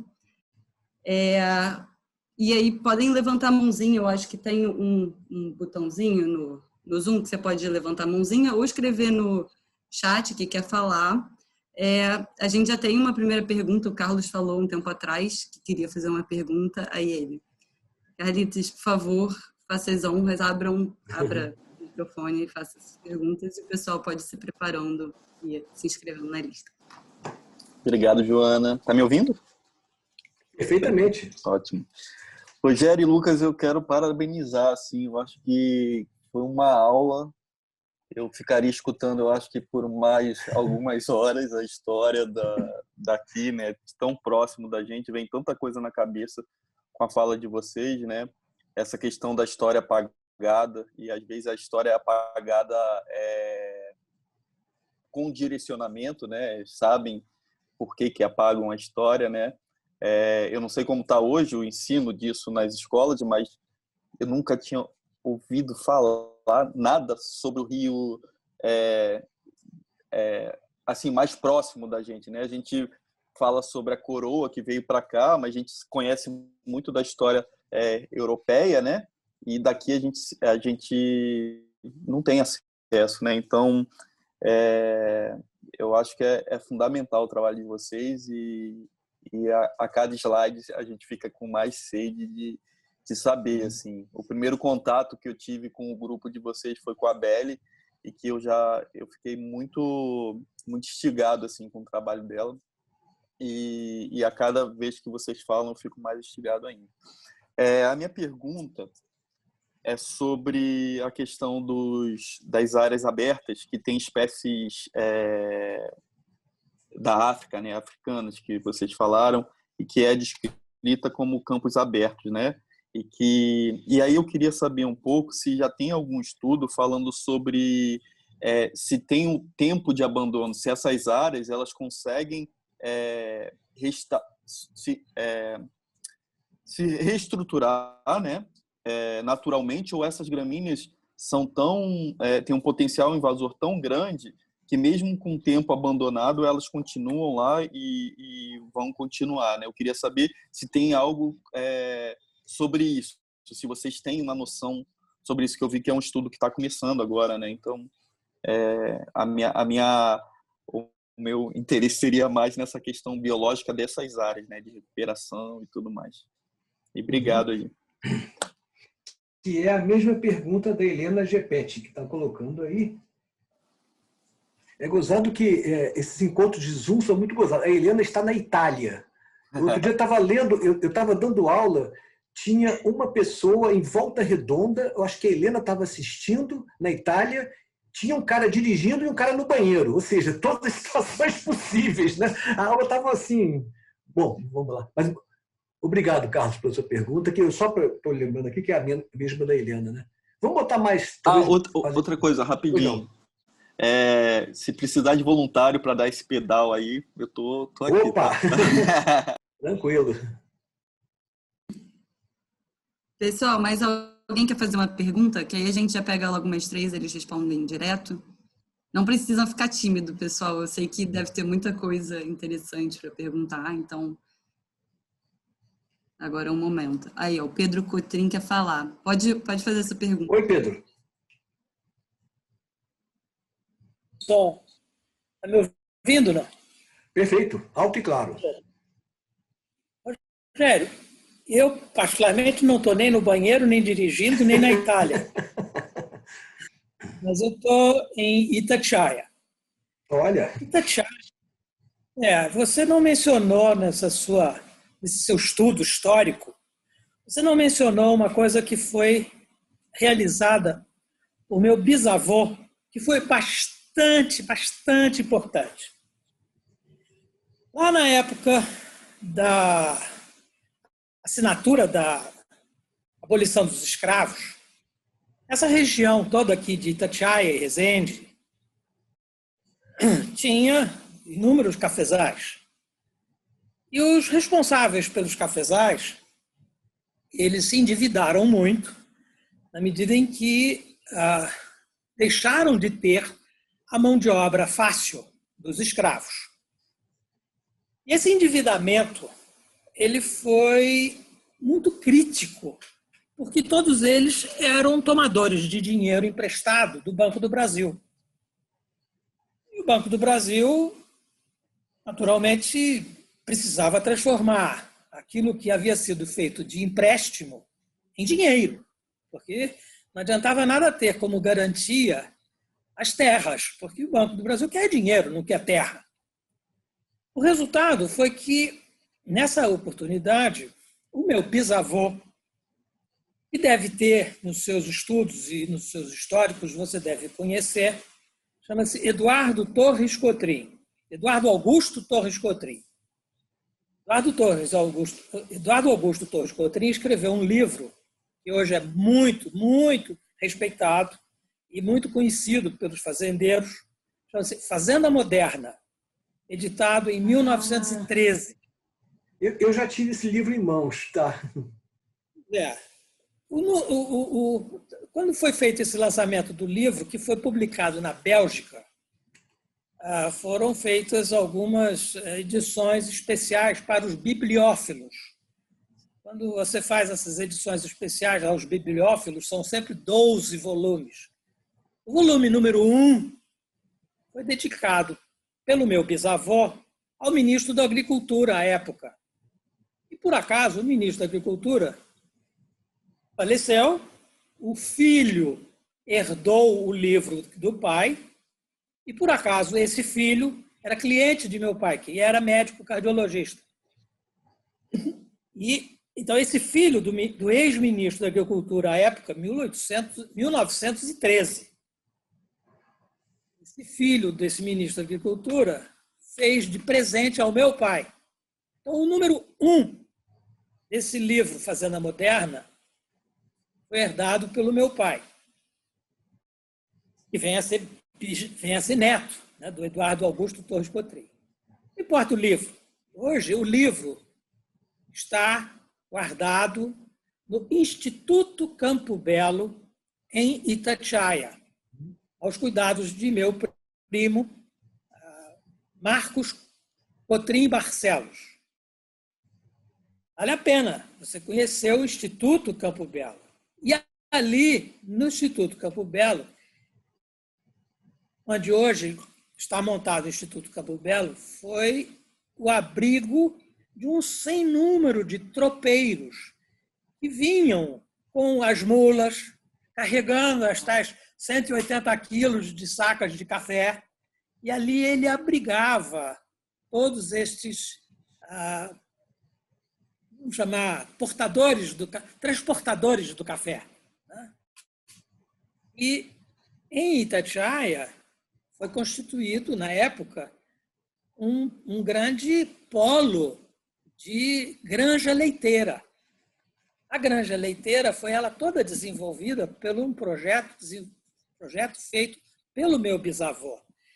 Eu não sei se você sabia, mas com certeza que você sabe, a região de Itatiaia, Resende, foi, naquele início do século XX, a maior bacia leiteira do Brasil. Você fez aí um sinal, você quer falar? Não, não. Bom, nessa oportunidade, nesta região de Resende e Itatiaia, era de onde saía o leite que abastecia São Paulo e Rio de Janeiro. Para você ter uma ideia, há pouco vocês mostraram uma enorme roda d'água que ajudava a operar um engenho. Pois bem, meu pai, herdeiro de uma pequena fração dessa fazenda do meu bisavô, pequena, quando eu digo, é menor do que 1/100. Quando a fazenda foi repartida aos herdeiros, coube ao meu pai uma pequena fração, 1/100, de todos os primos e tios, etc. O único que manteve a fazenda foi o meu pai. E até hoje nós temos essa fazenda. É pequena, considerando o que representou a época, no início do século XX, o grande investimento de fazendeiros naquela oportunidade. Por quê? Porque o meu bisavô ele adquiriu as terras dos produtores de café, que eram devedores do Banco do Brasil, e transformou essa região, que era de cafezal, em uma bacia leiteira. Tem um livro muito interessante que conta um pouco essa história dos cafés aqui dessa região de Resende e Itatiaia. Foi escrito por uma historiadora, que vem a ser, por sua vez, um pouco minha prima, chama-se Alda Bernardes. Alda Bernardes foi historiadora, secretária de Cultura da cidade de Itatiaia. Ela já faleceu, mas ela conta muito bem sobre a história dos cafés aqui dessa região, premiadíssimo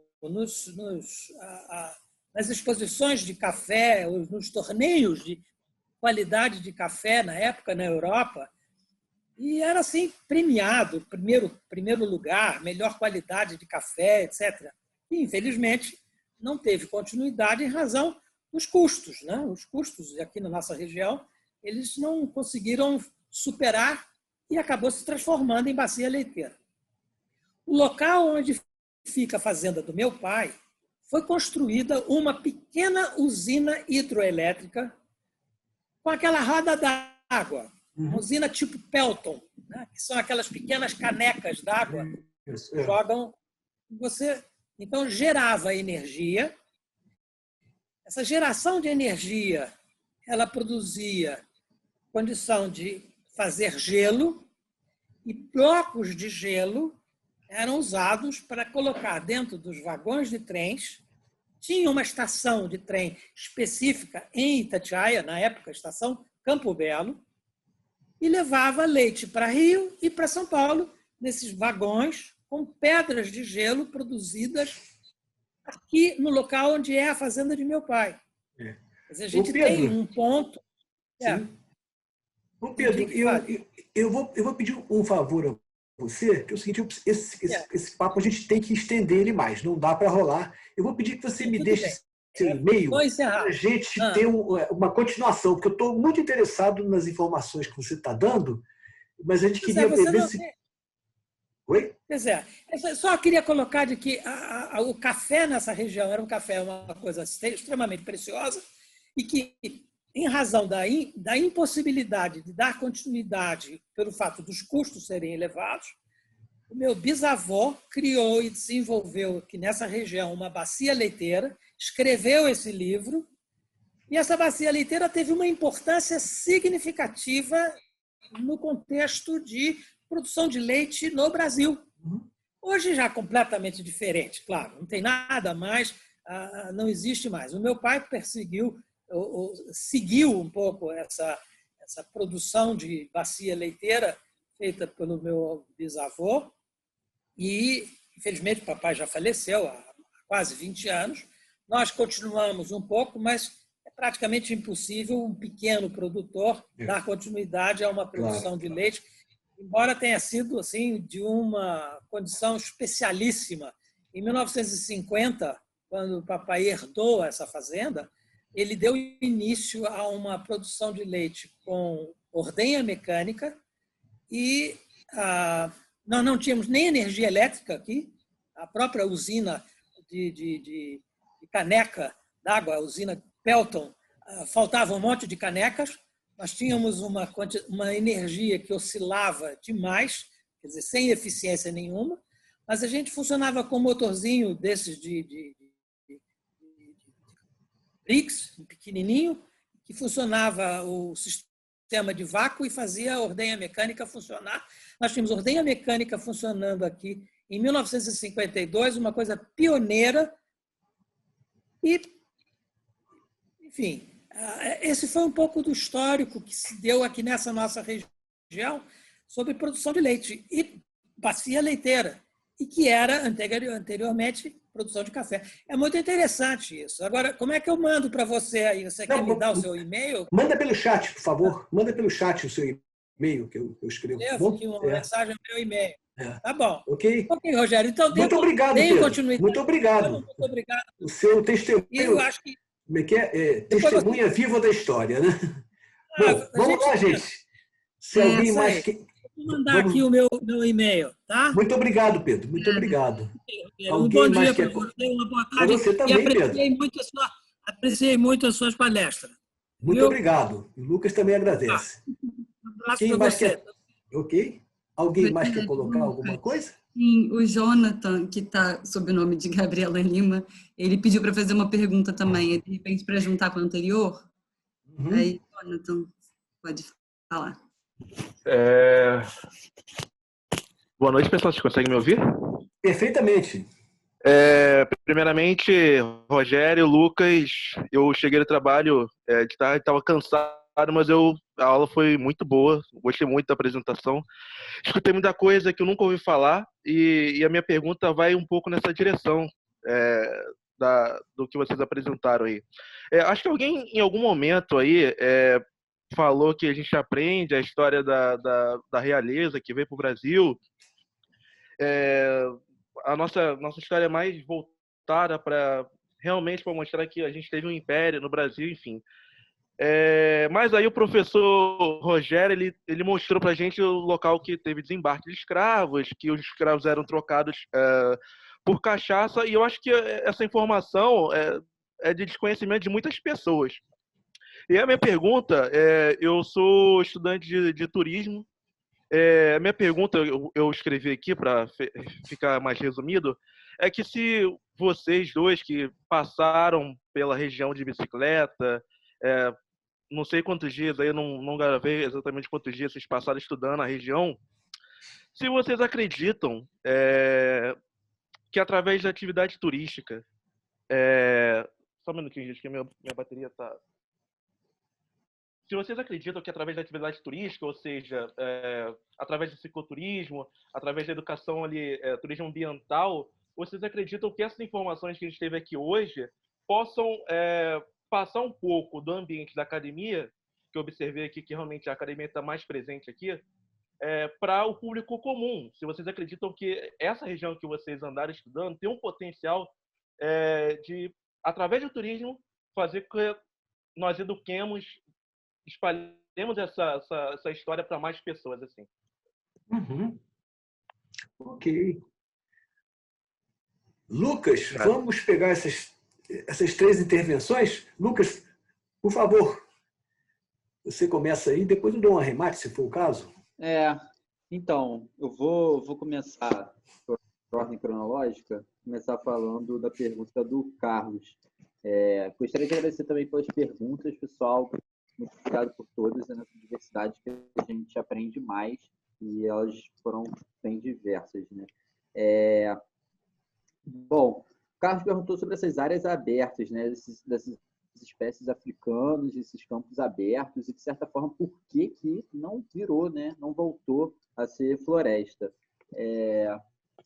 Acho que é importante a gente colocar que existe também ainda, né, pastoreio, ainda existe utilização desses pastos, embora numa intensidade bem mais baixa do que observado no fundo do vale, né, na média encosta do vale, mas nessas áreas altas a gente ainda tem o pastoreio acontecendo. E outra coisa que é importante observar é que esses campos da Bocaina a gente encontra também dentro da unidade de conservação, dentro do Parque Nacional da Serra da Bocaina, ou seja, a área de proteção integral, onde não tem não tem o ato de pastagem, né? Você não pode ter boi lá dentro, você também tem esses campos. A gente ainda não fez um estudo um pouco mais avançado para descobrir razões bióticas ou abióticas, de um ponto de vista mais de dados mesmo, né, biológicos, mas o que a gente observa até agora em campo é que, seja com atividade ainda, né, de pastoreio ou dentro do parque, onde essa atividade já quase não existe, né, muito reduzida, esses campos permanecem, né? Então, continua a dúvida, né? Por que a floresta não voltou? Acho que sempre essa uma interrogação muito interessante da gente fazer, né? Quando a gente pensa em conservação, quando a gente pensa em ecologia histórica, história ambiental, né? A gente pensar na trajetória dessa paisagem. O que ela é hoje, será que tem muito a ver com o que ela foi no passado? Muitas vezes sim. E será que ela permanece por conta dessas ações pretéritas, né? Ela não tem mais aquela resiliência, ela não tem mais, de repente, um banco de semente viável, ela não tem mais condições de climáticas, né, microclimáticas ali, ou de sombreamento para poder gerar de volta uma floresta. Então, acho que isso são várias perguntas que a gente pode fazer em cima dessa observação, que, por enquanto, é muito mais uma observação do que realmente uma explicação, né, que não voltou a ser. A gente, como o Rogério bem falou, a gente está na parte da teoria. A nossa teoria é que são realmente campos antrópicos, que não era campo de altitude, porque está muito próximo ali do mar, né, da influência atlântica, mas que eram matas, e que essas matas foram retiradas e ficaram esses campos, que não são campos de altitude, poderiam ser, mas não são. Só que ainda é difícil a gente precisar exatamente por que a gente ainda não tem a floresta de volta. Agora, fazendo um comentário mais rápido, né? Muito obrigado também pelas contribuições de Pedro, né? Do Pedro Coutinho.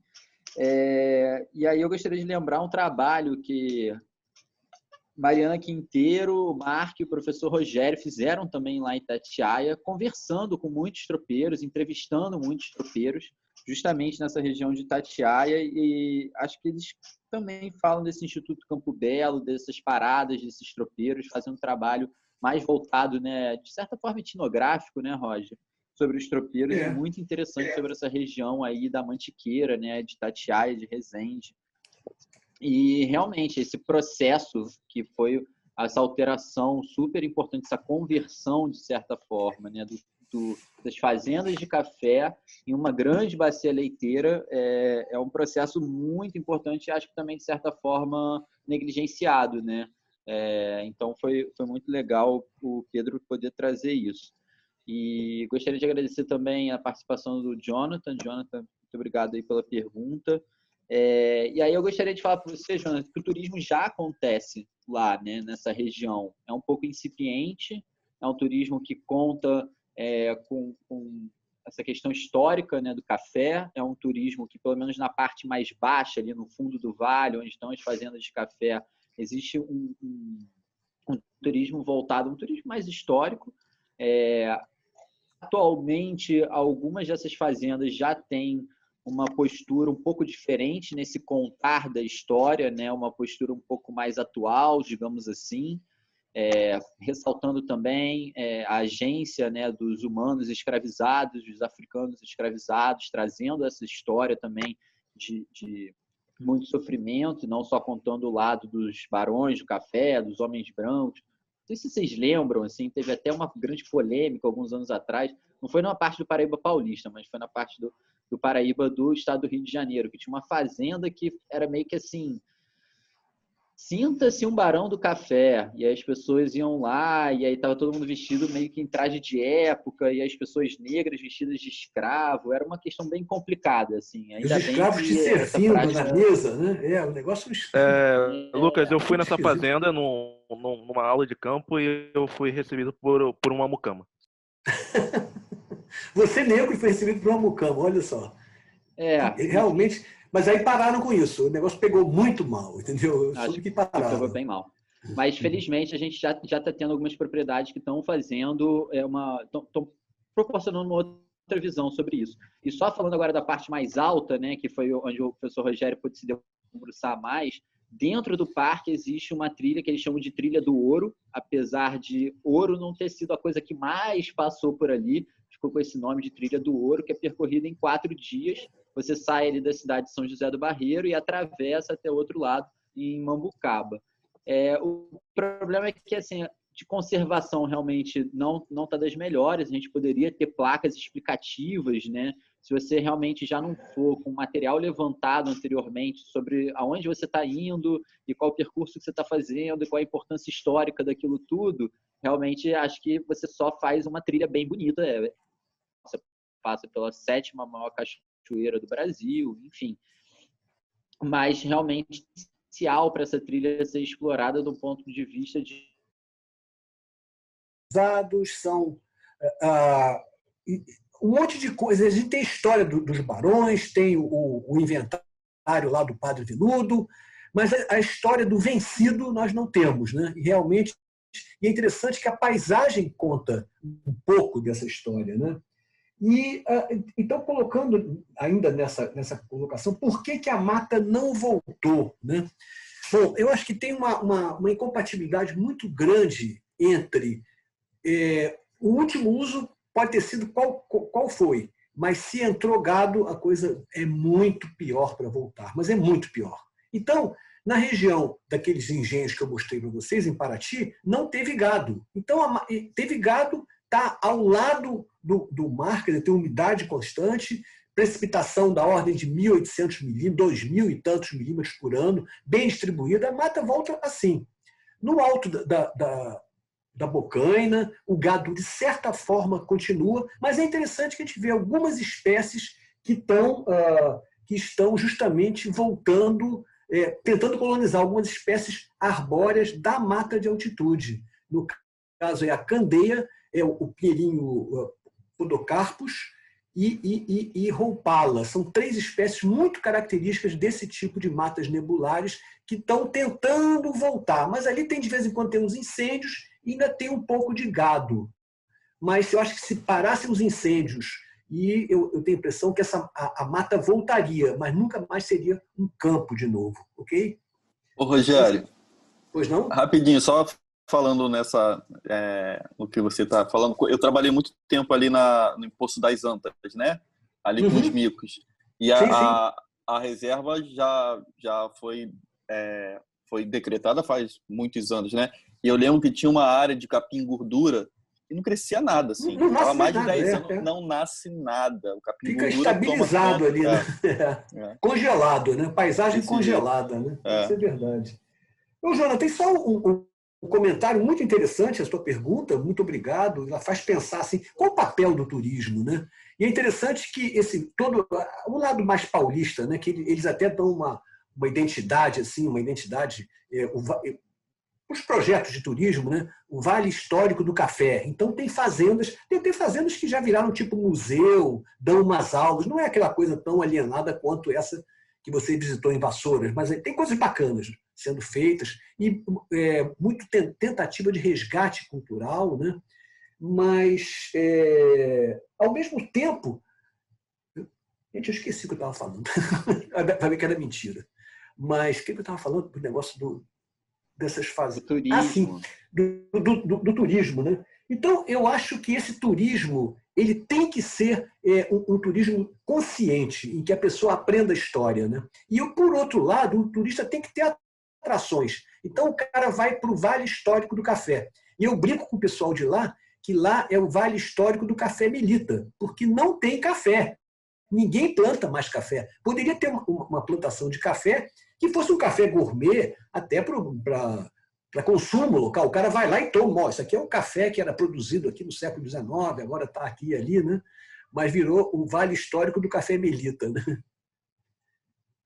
Joana, eu estou aqui, já são 7h10, nós já passamos um pouquinho, né? Já passamos um pouquinho, aí... Passa um pouquinho, né? Passou um pouquinho, mas não tem problema, assim. Não, Joana, a gente está tentando fazer um esforço de respeitar que Zoom é um negócio que cansa um pouco, Exatamente, né? E a gente ficar muitas horas assim, a gente está tentando enxugar um pouco para cansar menos as pessoas. Eu acho, Rogério, que na última vez que você vai aparecer pelo Zoom pelos próximos tempos, então o pessoal pode... Não, eu estou preparado, justamente. O seu laboratório, que eu sei que tem Instagram, porque eu acompanho por lá, e lá são divulgadas, né? Palestras e atividades do laboratório, então também fica aí eu convidando por vocês, porque eu sou uma seguidora, né? E eu acompanho. Bom, além de seguidora, seja uma participante, por favor, o laboratório é aberto. Então, né? é isso, eu acredito que podem continuar seguindo e ouvindo futuras histórias que você tem para contar por aí, então não acaba por aqui. Eu gostaria imensamente, de novo, de agradecer você e o Lucas por essa aula. Eu acho história ambiental encantadora. Eu também conheci melhor vocês por causa do trabalho da Beli, que é encantadora. Que é outra história ambiental fantástica que ela fez lá em Grumari, fantástica. Né? Então, assim, são várias e acredito que no futuro eu só tenho mais a aprender com vocês. Então, de novo, muitíssimo obrigada por estarem aqui. Eu acho que todo mundo gostou, então agradeço também em nome de todo mundo. E para quem perdeu, pode falar aí que isso vai ser disponibilizado depois nas plataformas. Então podem acompanhar essa história novamente. Tá? Okay. Obrigada, pessoal. Legal. Gente, muito obrigado. Olha, fiquei encantado com a receptividade, com os elogios, com a... Sei lá, foi muito gratificante dar essa aula aqui. Aula não, essa conversa, né? Muito obrigado. Lucas, quer fazer alguma coisa? Eu gostaria de agradecer muitíssimo pela participação, né, de poder debater assim sempre em alto nível com todos os envolvidos. Muito grato pela oportunidade e que venham muitos mais CSRs aí pela frente. É isso aí. Gente, então tá bom. Muito obrigado. Até a próxima. Legal? Valeu.